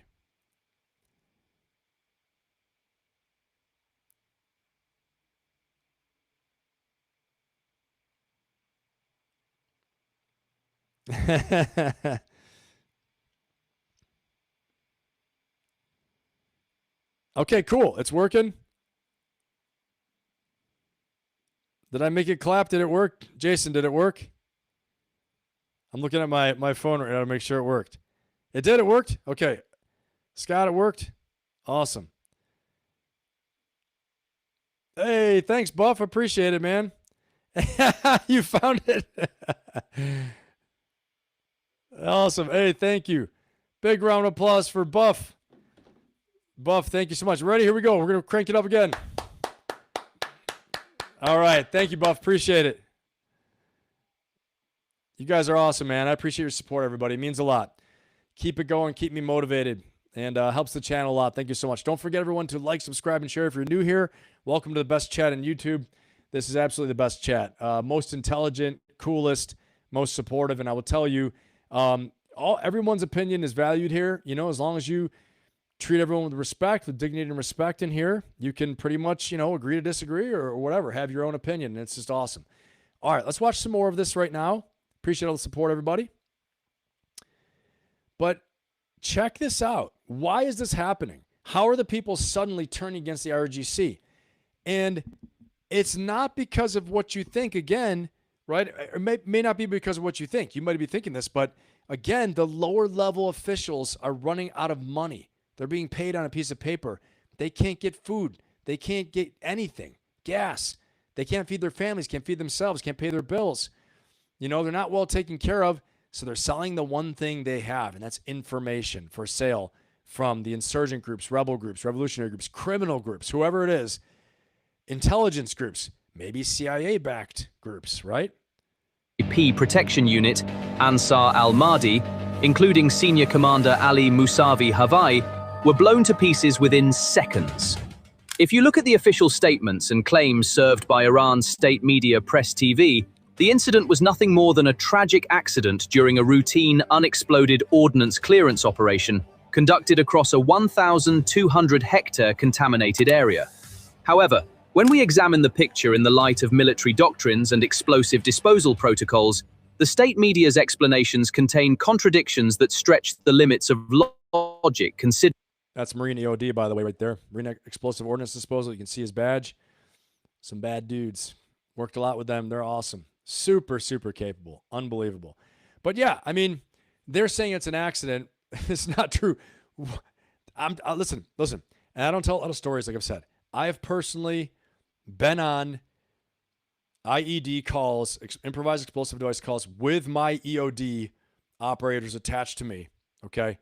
When we came upon a large IED filled with Composition B, which is scraped out of mortar shells, okay? And they put it into propane tanks. It's in Iraq. This is not how you do it. You don't gather all the commanders around and gather all the operators around and say, gosh, guys, let's look at this IED. Let's look at this bomb, and I'll check it out together as we defuse it. That's not how it goes, okay? This was an ambush. They were blown up by people in an IED strike. That's exactly what happened, and probably multiple IED strikes, honestly. So that's what happened. They're getting their own medicine put against them that they did to, you know, U.S. personnel in the Iraq War, okay, with the FPVs and all these crazy IEDs that they put against our people there. So it sounds like the same thing is happening to them, probably with disgruntled former military members, probably with some CIA training. I'm not going to lie to you. All right. Again, this is open source. I'm speculating, just for the record, for any officials out there that pick this up. I am just speculating based upon my own personal knowledge. No classified information is being discussed. There we go. All right. Let's keep going. In a munitions clearance operation, the clustering of elite personnel attached to the regime's highest-level protection and special operations units, such as Ansar al-Mahdi, at a single point in such density does not align well with military logic. According to Times of Israel and Yeah, it's just nutty, right? Again, you're not going to have that many people crowded around an IED, right? An unexploded ordnance. Oh, man, all right. What do we got here? Joe Saunders, thank you so much, brother. Appreciate you, Joe. Means a lot. The people are going up against the IRGC because someone, the CIA, has their backs, at least for now. I agree, Joe. I agree. But you know what? This is the right time for it to happen for sure. Because it's either, honestly, it's one of those things. I wouldn't say now or never, but I would say now is the right time. This is the right time for them to start gaining their confidence. And also, while within the lower level officials are like, you know what? Screw these people. I got to pay my bills. And I also want to be on the right side of this history, how this ends up. I want to be on the winning team when this is all said and done. And if the people are going to rise up and they got backing from, the U.S. and the CIA, again, I go back to the strongest tribe thesis, okay? So Joe Saunders, thank you so much for your support. The strongest tribe thesis basically says that the people within Iran will go to the strongest tribe. If you demonstrate you can protect them and you can win fights against the IRGC, then they will start to trickle over and they will have more confidence to take actions like what you just saw. So we shall see. But again, my point with Scott Besson earlier is that this is from the economic stranglehold. Definitely is. Let me give Joe, you're going to get a big round of applause here in a second. I got to write a little thank you. Thank you for your support, brother. Appreciate you, man. Means a lot. Let's go ahead and get some cheering in. I think I fixed it. Joe Saunders in the house. Thank you, Joe. Appreciate you, man. Now that's several tacos for me for Taco Tuesday. Appreciate it so much. Thank you, guys. You guys are awesome. I appreciate all the support. It means a lot. All right. Let's keep on going. Let's watch a little bit more of this. open source intelligence align well with military logic. According to Times of Israel and open source intelligence reports from diaspora sources, the fact that 14 elite soldiers, including a critical name like Commander Ali Musavi Havai, clustered at the same point at the same time and lost their lives, points to planning far deeper than an ordinary workplace accident. When we combine the details relayed from the region by Al Arabiya and other leaked data, the possibility that the incident was a precision sabotage carried out with coordinates provided from the inside grows considerably stronger. The fact that such high-level casualties were suffered at a strategic transit point like Zanjan shows that a massive black hole has opened in the Revolutionary Guard's intelligence network. Those who lost their lives at the scene... Guys, we look at where this is, right? So just rewind a little bit. And we can see Zanjan's right over here, okay? So this is the mountain pass. Here's what I want to tell. I've told you guys this before. If you go back into my videos, maybe I'll pull one up right here, okay? I'll pull one of my videos up. But my video explaining the special forces war that has to happen to create an insurgency to overthrow this government, okay? Maybe it's happening right now. Maybe it's actually happening, okay? We haven't talked about it for a while. But it happened in Zanjan, right around here, southwest of Tehran, then in the mountain pass that gets through the mountains here, okay? Around this area is a mountain pass to get through the mountains directly to Tehran from the Khuzestan oil fields down here, okay? And this is Iraq. Khuzestan oil fields are here. Karg Island's all the way over here. Bandar Abbas and the Straits are down here, okay? Bandar Abbas and the Straits are down there. So for this to have happened over here tells me that you have some kind of force, an insurgent force, a rebel force that's in this rough area, terrain. If you zoom in and look at this mountain area that could be operating in the urban areas and in the mountains as sanctuary, because one of the things for any insurgency to work in a vast, powerful country like this, they need sanctuary. Sanctuary can be within the city. Sanctuary can also be in another country, but sanctuary can also be up in the mountains, up in the hills. Mao Zedong, when he had his revolution in China just after World War II, actually, within World War II, in that time frame, had the sanctuary where he went on the long march. He went off into the wilderness in the mountains in China to escape the nationalist forces, okay? Vietnam, the Viet Cong, and North Vietnamese forces went across into Cambodia and Laos to hide, okay? And then you have other insurgent forces as well. So many examples. Al-Qaeda went into Pakistan, okay? The Taliban hid in Pakistan as examples, okay? So you have to have a place where you can hide where the enemy can't come and get you. To me, this is an indication that there actually is a rebel force, a growing insurgent force, okay, some type of G-force maybe, some type of guerrilla force that's out there, probably with some good U.S. assets supporting them, okay? I'm not saying direct U.S. personnel, but probably U.S. assets, maybe the Kurds we talked about 2 months ago. You guys remember that? Put a 1 in the chat if you remember my talk about the Kurds buying 100 Toyota Land Cruisers, rugged Land Cruisers in Iraq to go possibly into Iran, and the CIA-backed plan to have the Kurds create and foment a rebellion. Awesome. Hey, Brian Plummer, thank you, man. I appreciate you. Appreciate it, Brian Plummer. All right, man. Let's win together. Heck yeah. Thank you so much. We get a round of applause for Brian Plummer.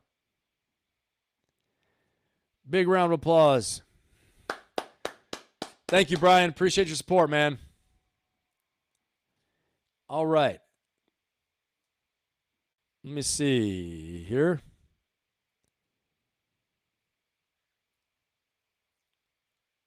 Yeah, exactly. Arm with, yeah. Harmony, arm with, yeah. Yeah, that's exactly it. You understand. Insurgents then make it sense to go with the greatest protection. Yeah, exactly. You need the strongest tribe. That's what you need. Yeah, we did. We did, Jason. That's right. Back in one of the old videos. What's going on, John? Good to have you here. All right, let's go ahead and watch a little bit more. This is a pretty darn good one. Suffered at a strategic transit point like Zanjan shows that a massive black hole has opened in I was the... a little bit mistaken. It's actually, look where this is. This is actually over here. So this is, Tehran is like here. Tehran's here. So this is to the west. Strategic transit point like Northwest. Zanjan shows that a massive black hole has okay. opened in the Revolutionary Guard's intelligence network. Those who lost their lives at the scene were the core cadre that formed the regime's nervous system, the brains running VIP protection and operational planning. It can be seen that the groups called the Immortal Guards, operating with a cell-type structure, are blasting the system from within, not just from street corners, but by infiltrating directly into operational areas. This situation shows that the regime's own security architecture has been penetrated, and even the most protected personnel have become open targets. The regime's security architecture has been penetrated. That's what they're saying. And again, the main reason they're saying this happens, how this is happening, is from disgruntled, underpaid, unemployed probably as well, unsupported, lower-level personnel who, yeah, the big dogs might all be getting paid. They're protected. They're, have their phalanx of guards with them. But the other people are not well-fed, not well-protected, don't have pay. Things are starting to collapse. So the economic stranglehold might be working, honestly, okay? It might be working, and there's a real chance that a real insurgency could rise up and cause damage. Does that mean they're going to overthrow the regime? Not yet, okay? One attack is a good sign. But does one attack mean you're going to flip the Iranian regime? No, it does not, okay? You don't think they're going to still have a capability to hunt them down, to do reprisals, to activate the Bashir militia, and all these people, and pay people off themselves, their own intelligence network and police network to find people? Yes, of course, okay? This is a good sign that something good could come if more pressure is put on them. From what they're saying is within 1 week, the economic stranglehold will cause them to shut down oil production because they can no longer fill up Carg Island. They no longer have any place to put the oil. They can't ship the oil. They can't sell the oil. They have no way to replenish their supplies. They can't pay their people. So it's going to be a lot of pain, a lot of suffering. But again, in fanatical regimes, this is what they want. They want the war. They want the martyrdom. They want the martyrdom story. This is their culture, a martyr culture, right? Kind of a doomsday culture, right? So I'm not saying that, like, let's jump up and down, like, oh boy, one attack. It's a sign of resistance. It's probably the first sign of resistance we've heard of, okay? Put a 1 in the chat if you think that's the first sign of resistance you've heard of. It's my first sign of resistance I've heard of. Tim Burke, what's going on, man? Good to have you, Tim. Awesome having you here, brother. Yeah. They might, Lady Ann. I don't know if they're going to bomb a key pipeline or if we're going to, but they've been attacking the UAE, actually bombing important oil infrastructure there. So you're right about that for sure. Yeah. Got it. Okay. I'm going to show you guys another thing here. And actually, I want to pull this up. All right. Actually, before we go into the global economy here, I'm going to pull up this really fast. I'm going to pull this up really fast. You guys can take a look at it. And before I forget, guys, I have my Inner Circle. It is a Inner Circle weekly group coaching mastermind. Okay, it's a weekly mastermind.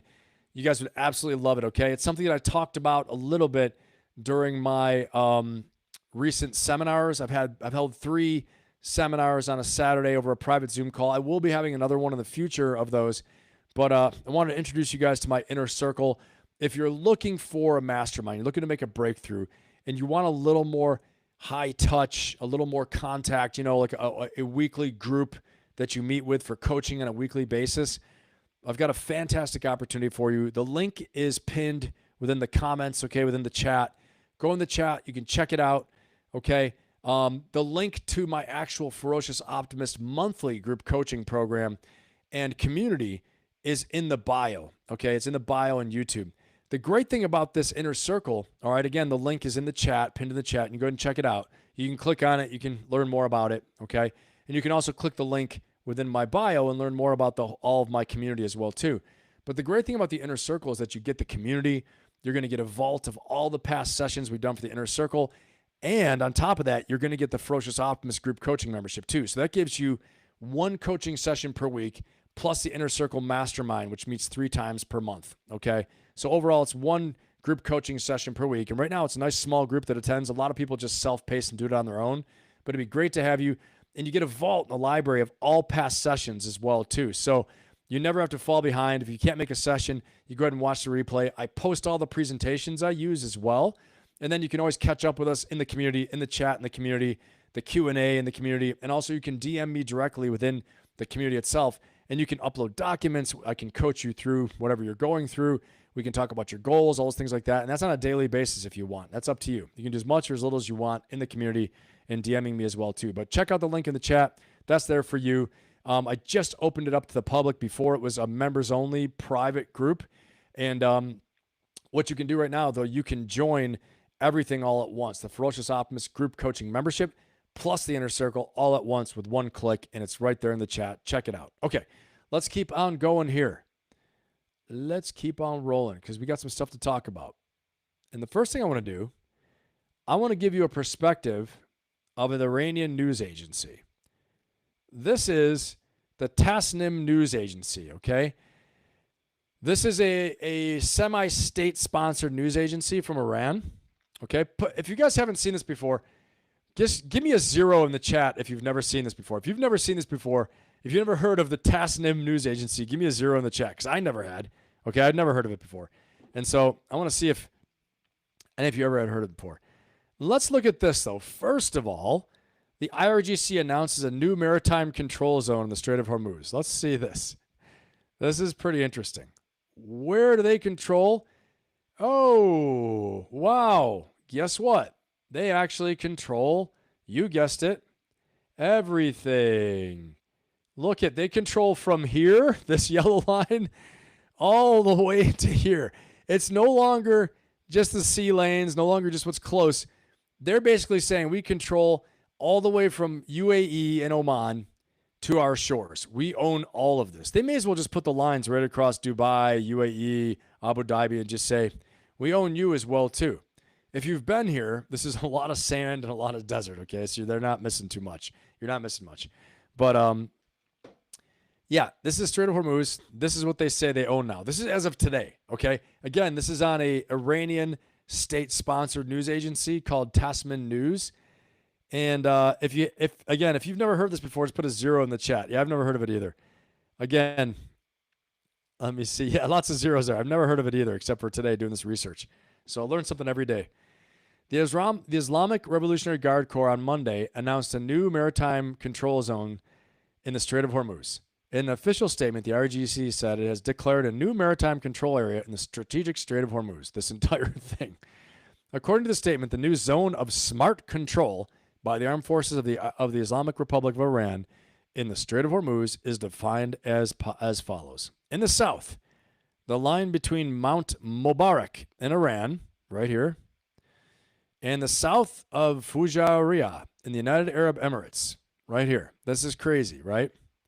In the west, the line between the end of Keshem Island, which is here, the leaf blower island, like I call it the leaf blower, and all the way to, let's see, and Al Quwain in the UAE. So they're basically saying, like, we own the UAE as well, too. The UAE is vowing, like, revenge right now, okay? So we're going to look to see them getting involved. I wouldn't be surprised if the GCC puts a coalition together to go strike Iran. Honestly, if the U.S. is going to get busy on the ground there, you can expect the GCC countries to probably get on the ground as well, all right? Look at, this is it, a little more definition here. Okay, this is actually on a nautical chart. What these numbers are depths. This is the depth of the water in this area. We'll zoom in a little further, see what we can see. So we can get an idea. You see what the old map used to say. This side was Iran. This side was Oman. This is where Iranian began. This was all Oman, right? This side was Iran, but over here is Oman, right? So they would split territorial waters. They'd split. Oman was saying, yeah, okay, well, this one is ours. This side is ours. This line is between Iran and Oman. This is the split between Iran and Oman. This is what this line says, right? Anything up here was Iranian. Anything to the north and to the east was Iranian. Anything to the south and, going around Oman was Omani waters. Not anymore. Not no mo. Not anymore. Right now, Iran owns everything, okay?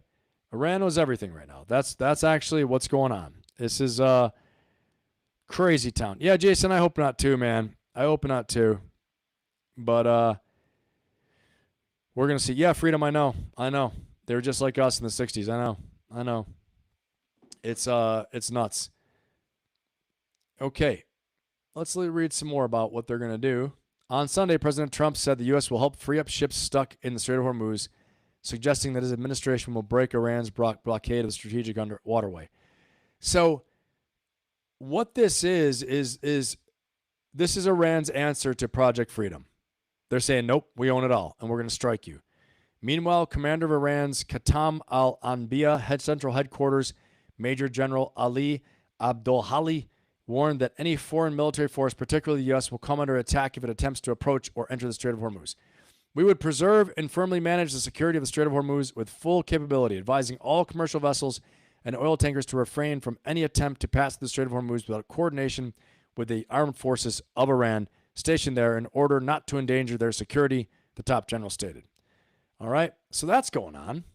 How nice. How nice, right? And let's see what else they got. That's one. Okay, now Iranians, very interesting. Very interesting. Here we go. Iranian Navy fires warning shots at U.S. destroyers in the Strait of Hormuz. So it went from firing at them and hitting them to now firing warning shots. Like, we didn't mean to hit you. I guess what they said is, go ahead and edit that news. Go ahead and edit that news bit. Just say we fired warning shots. At first it was, we fired and we hit them. They come back, boss, we missed. Tell them it was warning shots, okay? This is how they save face. Tehran, the Iranian Navy fired warning shots near hostile vessels after U.S. destroyers attempted to approach the Strait of Hormuz. Apparently, this is actual footage, an actual picture of their truck box launcher. This is where they keep their missiles, in these trucks that have Connex boxes on the back, shipping containers, Connex boxes, a shipping container. So you don't know if it's a shipping container or it's a missile. They make them discreetly fit into shipping containers so the truck can just roll down the highway, pull off the road, and fire, okay, with targeting data probably from the Chinese satellite. In a statement released on Monday, the Iranian army said U.S. destroyers had attempted to move toward the Strait of Hormuz in the Sea of Oman after turning off their radar systems. According to the statement, the vessels were detected immediately after reactivating their radars and received radio warnings from the Navy of the Islamic Republic of Iran Army about the dangers of violating the ceasefire. The Army said Iranian naval forces later explicitly warned the American destroyers that any attempt to enter the Strait of Hormuz would be considered a breach of a ceasefire and would prompt a response from Iranian naval forces. It added that after the American Zionist destroyers, now it's American Zionist destroyers ignored the initial warning, the Navy fired warning shots using cruise missiles, rockets, and combat drones near the hostile vessels. The Army stressed that responsibility for the dangerous consequences of such actions would rest with the hostile enemy. So, if you are the leader of the Iranian Navy and you know you ain't got many drones and missiles and boats and you ain't got much ammunition, not much ammunition is left, are you going to waste it doing this? Or if you see a big, fat, juicy frigate destroyer, are you just going to take that shot and try to hit it? I think they tried to take the shot and hit it, and I think they missed. That's what I think. I think they missed because earlier today it was Iran reports, we fired and we hit. We fired and hit. And CENTCOM commander's like, no, nobody hit us. And they said, that's a lie. We hit them. Then as, they got their battle damage assessment and their BDA, they're like, no, boss, I hate to tell you, we missed. And he's like, damn it. Change it to we were being benevolent and kind and we only firing warning shots. That's how it went. That's actually exactly how it went. Yeah, I agree, Scott. I think it's going to be Pound Town. I think they're going to take them to Pound Town and really slam them. They will, as President Trump, they will probably blast them off the face of the earth. If they would have hit these destroyers and frigates, this would have been double live Donkey Kong all over the place. This would have been King Kong, 800-pound gorilla all over that coastline right now. So, yeah, I think they are. Frosty. Yep. Fire and hit the water. That's right, Timothy. They were like, we're going to sink the great Satan's boats. Right into the water. What about the drone? Wait, the drone. It went down something. Or, there's some fancy, there's like some, E3 on there with the latest, greatest energy weapon on the deck. The sinking the drone, sinking the missiles. And they're like, damn it. They find out. Just tell them it was a warning shot and we were being kind. Next time, let me know, Mr. Nice Guy, and you're going to get sunk. That's what I think anyway, in my crazy mind. In my comic mind, that's exactly what I think was going on. And you guys know it's true. It's like, what was it? Oh, yeah, speaking of Star Wars, when that one dude, General Huck, loses the rebel fleet and the Supreme Leader starts choking him to death or something. And, yep, he gets in big, big trouble right there. Speaking of the 4th, right, is Star Wars Day. Okay, let's watch a little bit more, see what else these guys got in here for propaganda. I love me some good propaganda news stations. Iran ready for any scenario in the Strait of Hormuz. Well, what else are you going to say? We're not really ready, but bring it. Okay. An informed source said Iran is fully prepared for any scenario in the Strait of Hormuz and has already launched initial fire against a number of U.S. military vessels. Okay, so this is conflicting. Was it a warning shot or initial fire, right? Earlier in the day, it was, we hit them, liars. We shot at them, we hit them. Then it was warning shots. Now it's, we did fire them. They're all screwed up. Speaking to Tasnim on Monday, the source said Americans know that Iran will not allow bullying by U.S. President Donald Trump and American forces. Referring to the initial shots fired by Iranian forces at a number of U.S. combat vessels, the source said Iran's armed forces, as during the 40-day war, will not permit the passage of American combat forces. And any movement through the Strait of Hormuz, but they did it today, they already did it, will not take place without authorization from the Iranian armed forces. The source further noted that all vessels should learn lessons from the experience of the 40-day war and avoid paying the price for American stupidity. In addition to firing at U.S. combat vessels, Iran also prepared other scenarios that it will implement if necessary, the source said. The comments came after a commander of Iran's Qatam al-Anbiya Central Headquarters, Major General Ali Abdullahi, warned that I'm pretty impressed with myself that I said that. Ali Abdullahi warned that any foreign military force, particularly U.S., go figure, will come under attack if it attempts to approach or enter the Strait of Hormuz. We would preserve and firmly manage the security of the Strait of Hormuz with full capability, advising all commercial vessels and oil tankers to refrain from any attempt to pass through the Strait of Hormuz without coordination with the armed forces of Iran stationed there in order to not endanger their security. Okay, we saw that one before. Very, very interesting. Very interesting. Very interesting. Interesting stuff. Got to tell you. Okay, let's get into what is this doing for you? How does this matter to you economically? Okay? Because I think this is the big take-home piece here. All right? And I got to check our poll really fast before we do that. Let me check our poll here. Before we do this, let's jump in the poll and see where are we. Okay, what scenario is most likely to occur? What scenario is most likely to occur? 38 minutes ago, 35 votes. Guys, if you haven't voted in our poll yet, please vote in the poll. Don't forget to like, subscribe, and share. Okay, and comment after I post it. It won't cost you anything if you subscribe. I promise you will not be put on any crazy mailing list. And again, I told you guys a story a million times about my mom. She's 86. Would not subscribe even to my channel. I said, Mom, that's how you're going to know I'm live or how I'm doing something. She's like, no. YouTube, they're going to get my information. I'm like, what do you think they're going to do? Right?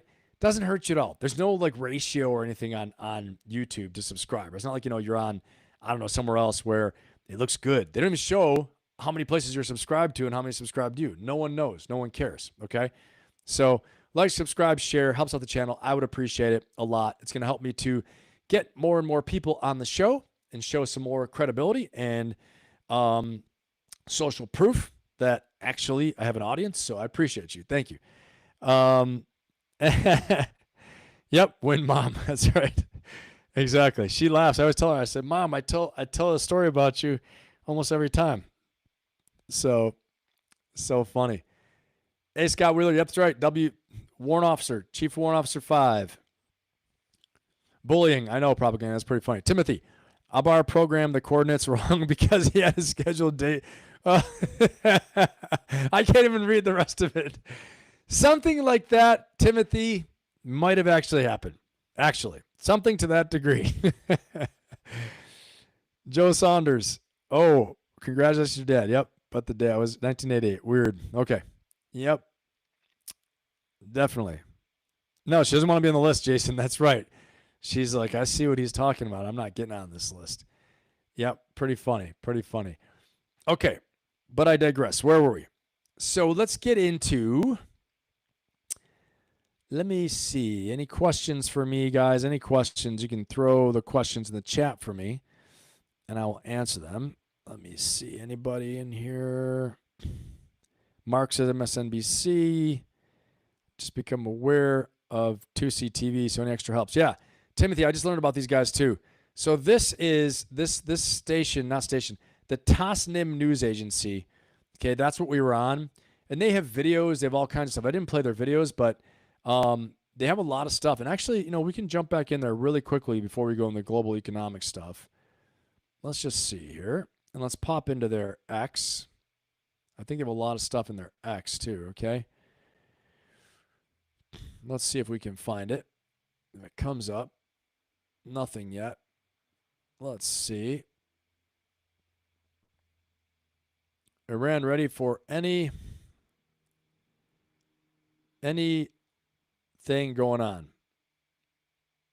Yeah, they got all kinds of stuff here. All right, this is not cooperating with me. I get my premium. No, thank you. So let's get into this next one. How does this impact you with the global economic shocks and possible recession? Okay, so here's the thing. Every single global oil shock that has happened, okay, from 1973 all the way through, you name it, to today, okay? And I'll name a couple of them here. I've got in my notes for you guys. Well, let's talk about this. Okay, so every major oil shock in history, okay, 1973, 1979, 1990, all the way to today, produced a recession. We are in the early stages of a recession right now, okay? We're in the early stages of the same transmission mechanism, okay? So the thing that caused the recessions in the past, which was a major oil shock, okay? 1973, 1979, 1990 led to recession. This is the same, okay? Very similar. But here's the part that almost nobody's covering. This isn't just an oil story.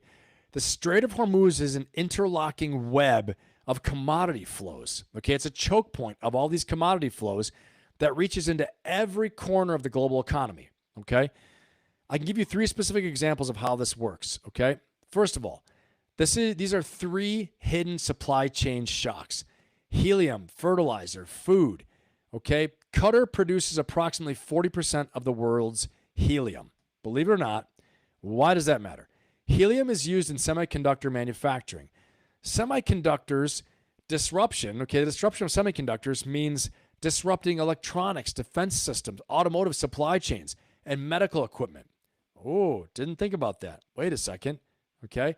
Remember the whole Greenland thing? Yeah. The Gulf region produces critical ammonia and nitrogen. It's the building blocks of synthetic fertilizer. Fertilizer shortages become food price shocks within 12 to 18 months. I'm going to say it again. Fertilizer shortages become food price shocks in 12 to 18 months. Okay, now we're thinking like a real strategist, okay? We're thinking of the second and third order effects. This is the discipline that separates strategic leaders from tactical managers right here, okay? You want to think strategically, operate tactically, okay? Sulfuric acid exports from the Persian Gulf were also disrupted. China halted its own exports to secure domestic supply. Think about that. China's like, "Oh yeah, we're not exporting anything. We're securing our domestic supply." This directly impacted copper mining in Chile. Think about that. This sulfuric acid export directly impacted copper mining all the way over in South America and Chile, which raised production costs for one of the world's largest copper producers. Okay? I want you to think about this chain: Hormuz disruption, acid supply shock, Chinese export restriction, Chilean copper cost increase. Copper is in every piece of infrastructure in the modern economy. I'm going to say it again. Copper is in every piece of infrastructure in the modern economy. Okay? This is why it matters. This is also why I said again, okay, as much as I gave props with the IAEA chief giving evidence about the nuclear program, okay, and as justification for doing this, why I also talked against what Pete Hegseth had said, the Secretary of War, about how this time works against Iran, but for us. Time does not work for us with this. It doesn't work for anybody, honestly. Okay, it's seeing who can take more pain. And right now, we haven't seen the full amount of pain that's going to come from this oil shock, okay? And the price of goods increase in many, many different areas, all right? This is what second and third order effects look like in real time. The war didn't start those chains, but it accelerated every fragile piece and link, every weak link that already was there, okay? The same framework that governs the nations governs you, governs all of us, okay? I want to make a connection that nobody else is making as well, too, tonight. And this is where, I think, it's important where geopolitical strategists and executive coach, performance coach like myself and strategist are not two different things, they're the same thing.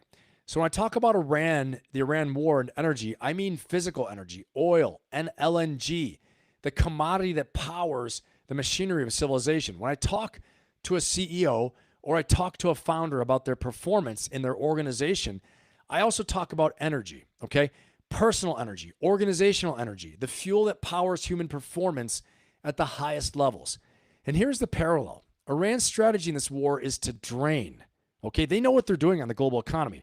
In the global economy arena, they know exactly what they're doing and why they're doing it. Again, time is not on everyone else's side. Time is on Iran's side, okay? Because the U.S., we can take pain, but honestly, they can't take the political pain at home. They can't take the economic shocks around the whole world, which will come to roost in the United States. Gas prices, food prices, everything going up, what I'm saying, okay?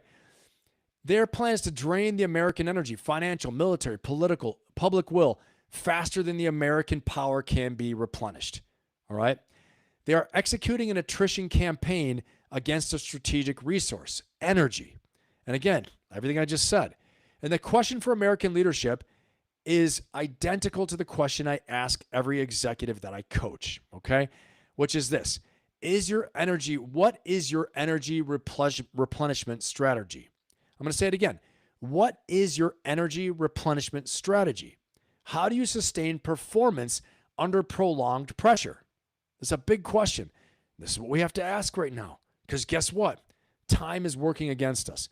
What are your reserves and how are you managing them? Nations that answer that question poorly go to war without an exit strategy, okay? And they spend decades recovering. Organizations that answer it poorly build empires that collapse under their own weight. And leaders who run it poorly, they burn out, okay? They burn out because they lack their own energy. Sometimes spectacularly. Sometimes they have major falls and major fails right at the moment when their teams need them the most, okay? Super important. I'll give you another example. Spirit Airlines just shut down, okay? The first major U.S. airline collapse in 25 years directly linked to jet fuel costs from this war, all right? The Gulf Cooperation Council's economic model is under economic stress. The UAE's OPEC exit was just an energy story, okay? It wasn't just an energy story. It was actually a signal of a structural fracture in the Gulf's economic architecture. So there's a lot at play here. A lot's happening. Tectonic plates are moving and shifting. The tectonic plates of the global economy connected to oil, connected to resources, connected to things, minerals, all these things coming out of the Gulf that I just talked about for synthetic fertilizer, for sulfuric acid, for mining. All these, oh, wow, mining, right?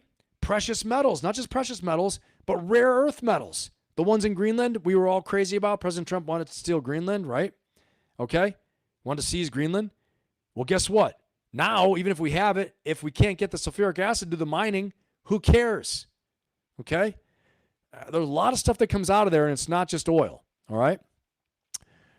For investors, energy producers benefit, okay? Import-dependent economies suffer.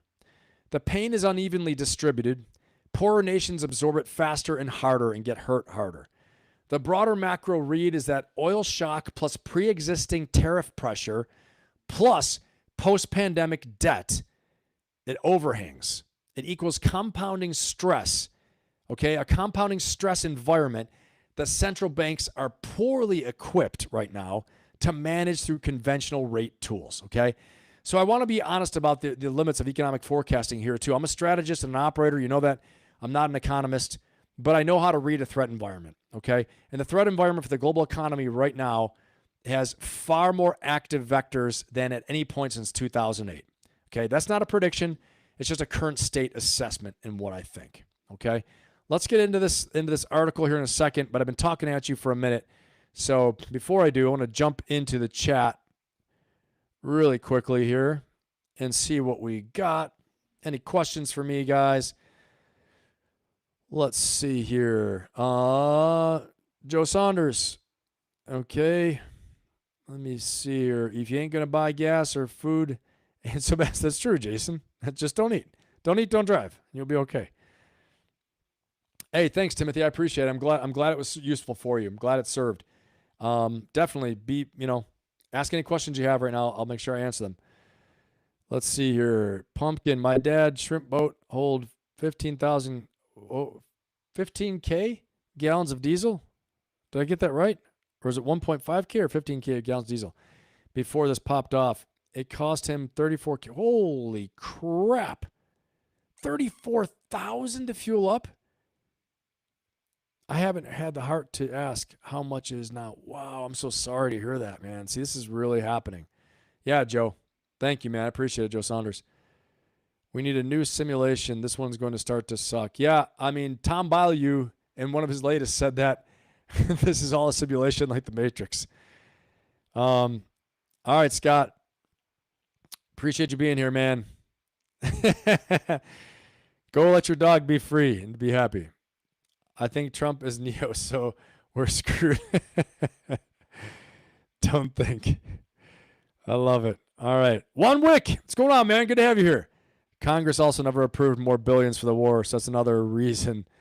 Yeah, might be. Might be One Wick. That's a great point. Great point. Yep. Armed with harmony. I agree.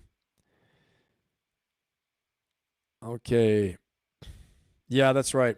Thanks, Freedom. This is the meat and potatoes, the real issue right here. Yep, 100%. 15K is crazy, Pumpkin.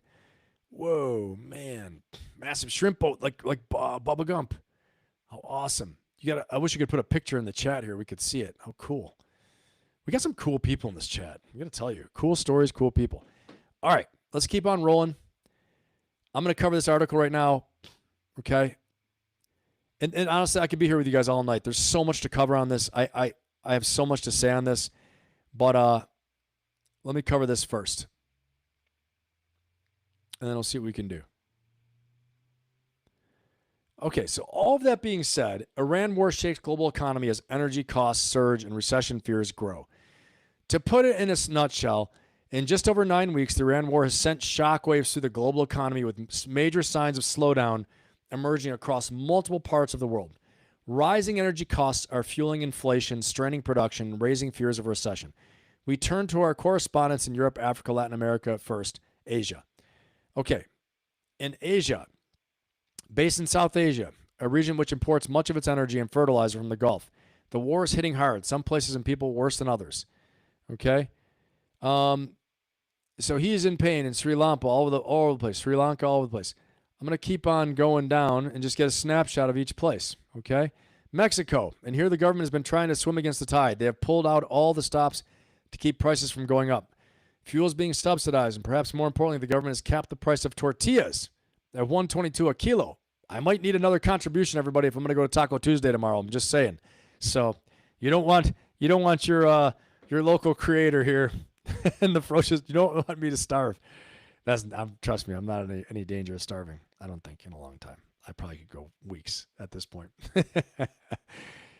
Okay, tortillas, $1.22 a kilo. But in a serious note, this is serious for them. I know that. Not to make light of it, but that's a lot of money for a poor family. Okay, for a price of tortillas, $1.22 per kilo. I'm sure it was probably a lot less before. For Mexicans at this market, it's not enough. Everything feels like it's out of control. The price of chicken suddenly spikes. The price of eggs goes up. I just feel like there's more instability than before, okay? Indeed, Mexico has struggled to control inflation. The price of tomatoes, for example, has jumped more than 100% compared to last year. Some chilies have jumped more than 50%. Gutierrez Fialo says everything's so expensive that he has stopped eating meat. He just doesn't get it. I thought we were an oil-producing nation, he says. It's not supposed to affect us. All right, let's see where else around the world here. In Ireland, angry truckers and farmers have blocked highways in the country's sole oil refinery in protest. The government there only narrowly survived a no-confidence vote as it scrambled to boost fuel subsidies by nearly $1 billion. Germany is lowering fuel taxes. Britain is easing emission standards. But across Europe, growing anger threatens to topple governments. British Prime Minister Keir Starmer is trying to lower expectations of release anytime soon. I have to level with you about Iran, Keir Starmer, the Prime Minister of Britain, said, because the truth is the economic consequences could still be with us for some time. The president of the European Union said that this could last months or years. The International Monetary Fund says Britain will take the biggest hit of any major economy because of its exposure to natural gas prices. Okay, so guys, a couple things. Politically, what does this mean? What could happen? Well, I'll tell you one thing that is happening 100% are the alternative for Germany, the AfG party is the ultra far right wing group in Germany. Basically a neo-Nazi group, more or less. Ultranationalists have risen in popularity and power with all of these things going on. As the anger rises at home, they turn to these groups who are people who are going to take action. Okay, so a lot could happen. A lot could happen. So why does it matter for us? Because when we strangled Iran, which we're doing, as we see by, people selling information to get the IRGC hit by hit squads, okay, we also are strangling ourselves. It's just a matter of who can outlast this, okay, who can last the longest. But it's such a complex, vulnerable environment where so many different actors and parties are involved and influenced and affected that the second and third order effects of this, as we talked about, may be beyond what we planned for. And especially when you launch a war on faulty assumptions, the first number one faulty assumption, I've said a million times, is the assumption that the regime will fall quickly. They will capitulate. They will negotiate. That is not the case, okay? And as a last part of this live stream, I want to briefly touch upon the chances, not even the chances, but discussing Iran regime's fall and a ground war coming, okay? The question every analyst on TV is dancing around, will the Islamic Republic fall? Okay, and is there a ground war coming? I'm going to give you a direct answer right now, okay, because I think the audience, you guys deserve directness as much as I can.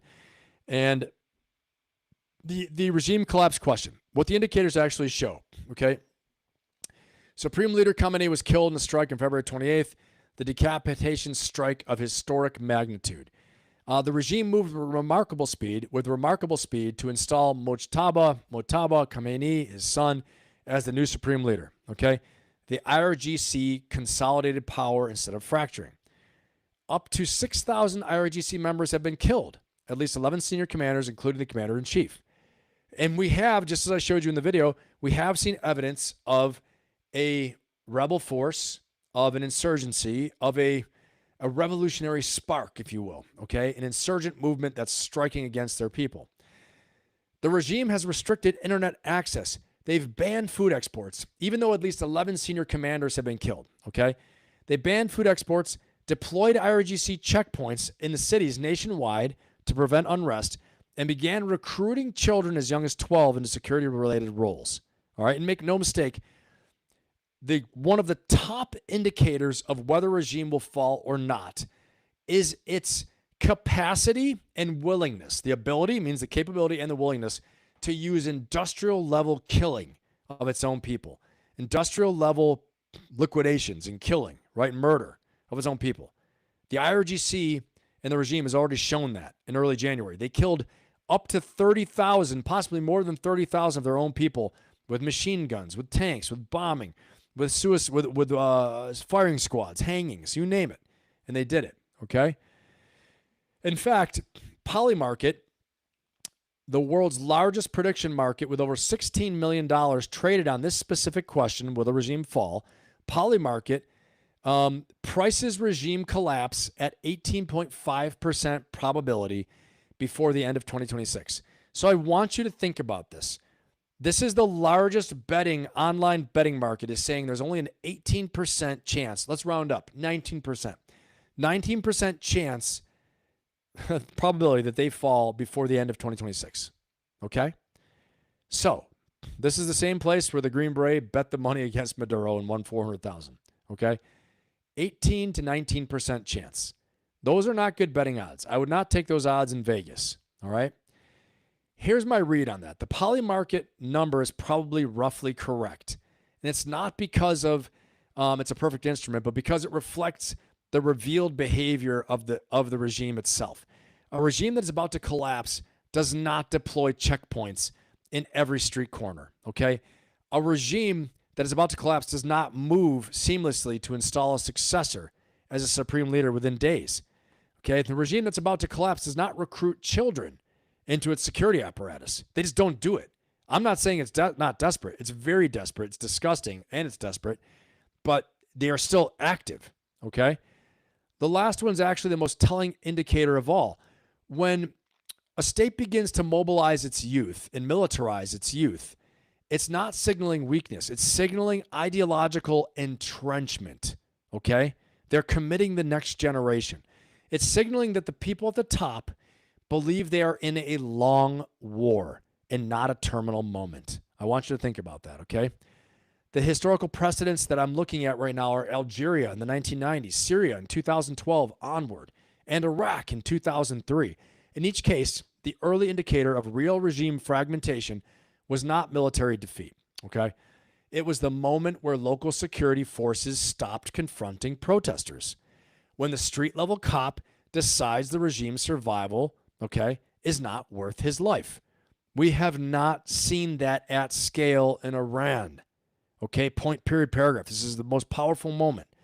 Until we see this, the regime is wounded but operational. Okay? And that's what I think in a nutshell on that. You know, unfortunately, despite what we have in the poll here, I do think that we are heading towards an escalation point.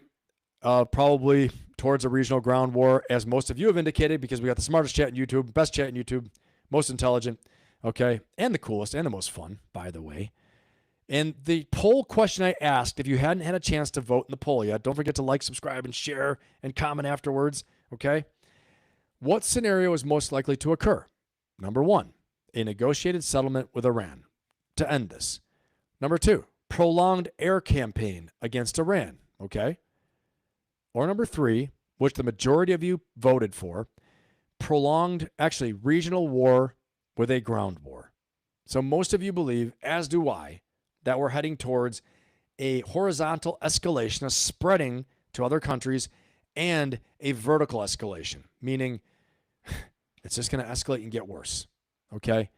And if there are any indications, if what I just told you about them more deeply entrenching ideologically in this war by recruiting the youth into checkpoints in the military, and the police forces not walking away, okay? The Bashid militia not walking away, the IRGC not walking away, despite everything, we're in for a long war, ladies and gentlemen, okay?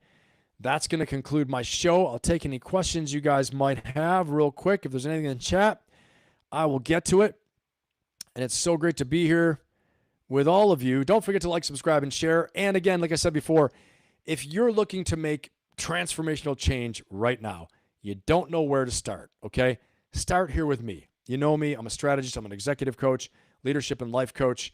I'll help people, teams, organizations to make breakthroughs in their life, in their business, and in their goals they have. And click the link that's in the chat right now. Check out my inner circle. It is a weekly group coaching mastermind, small group, okay? High touch, lots of interaction with me on private Zoom calls.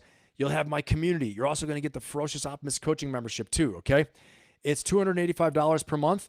I know that might seem like a premium price, but it's premium activity for premium people, okay? So I have other options available too. Link is in my bio for my Ferocious Optimist coaching membership. Check that out. But check out the link for my inner circle. I'm telling you, the best way to get from where you are now to where you want to go is to get with an amazing team and an accountability circle of people who have been there, done that, and want to support you and see you win, okay? And you want to get with someone that you believe and you trust, all right? And if you feel that way about me, that I can help you, get in there, click on it. I'd love to see you in there. If you have any questions, go ahead and DM me, message me, whatever. Instagram, you can leave a comment here after the video is up. You can email me, ben@benpappas.com. Again, ben@benpappas.com is my email, okay? And you can also book a no-fee discovery coaching session with me. The link is in my bio, okay? If you're thinking about joining the Inner Circle, you're thinking about joining the membership, you're thinking about working one-on-one with me, that's great too. Or if you have any questions on any of that and you want to hear it from me personally, book that no-fee discovery session, okay? The link is in my bio. Answer a few questions. We're going to get on a call together, and I'll talk you through it. No problem. All right, guys. Been great to have you here. Absolutely awesome. I appreciate you, Joe Saunders. Appreciate every single one of you. Thank you all for your contributions and your support always. Don't forget to like, subscribe, and share. Tell your friends about it. We want to grow this thing as much as possible. One more round of applause for the best chat on YouTube. Awesome. Great having you guys here, and I will see you on Wednesday. Go get yours. Let's go.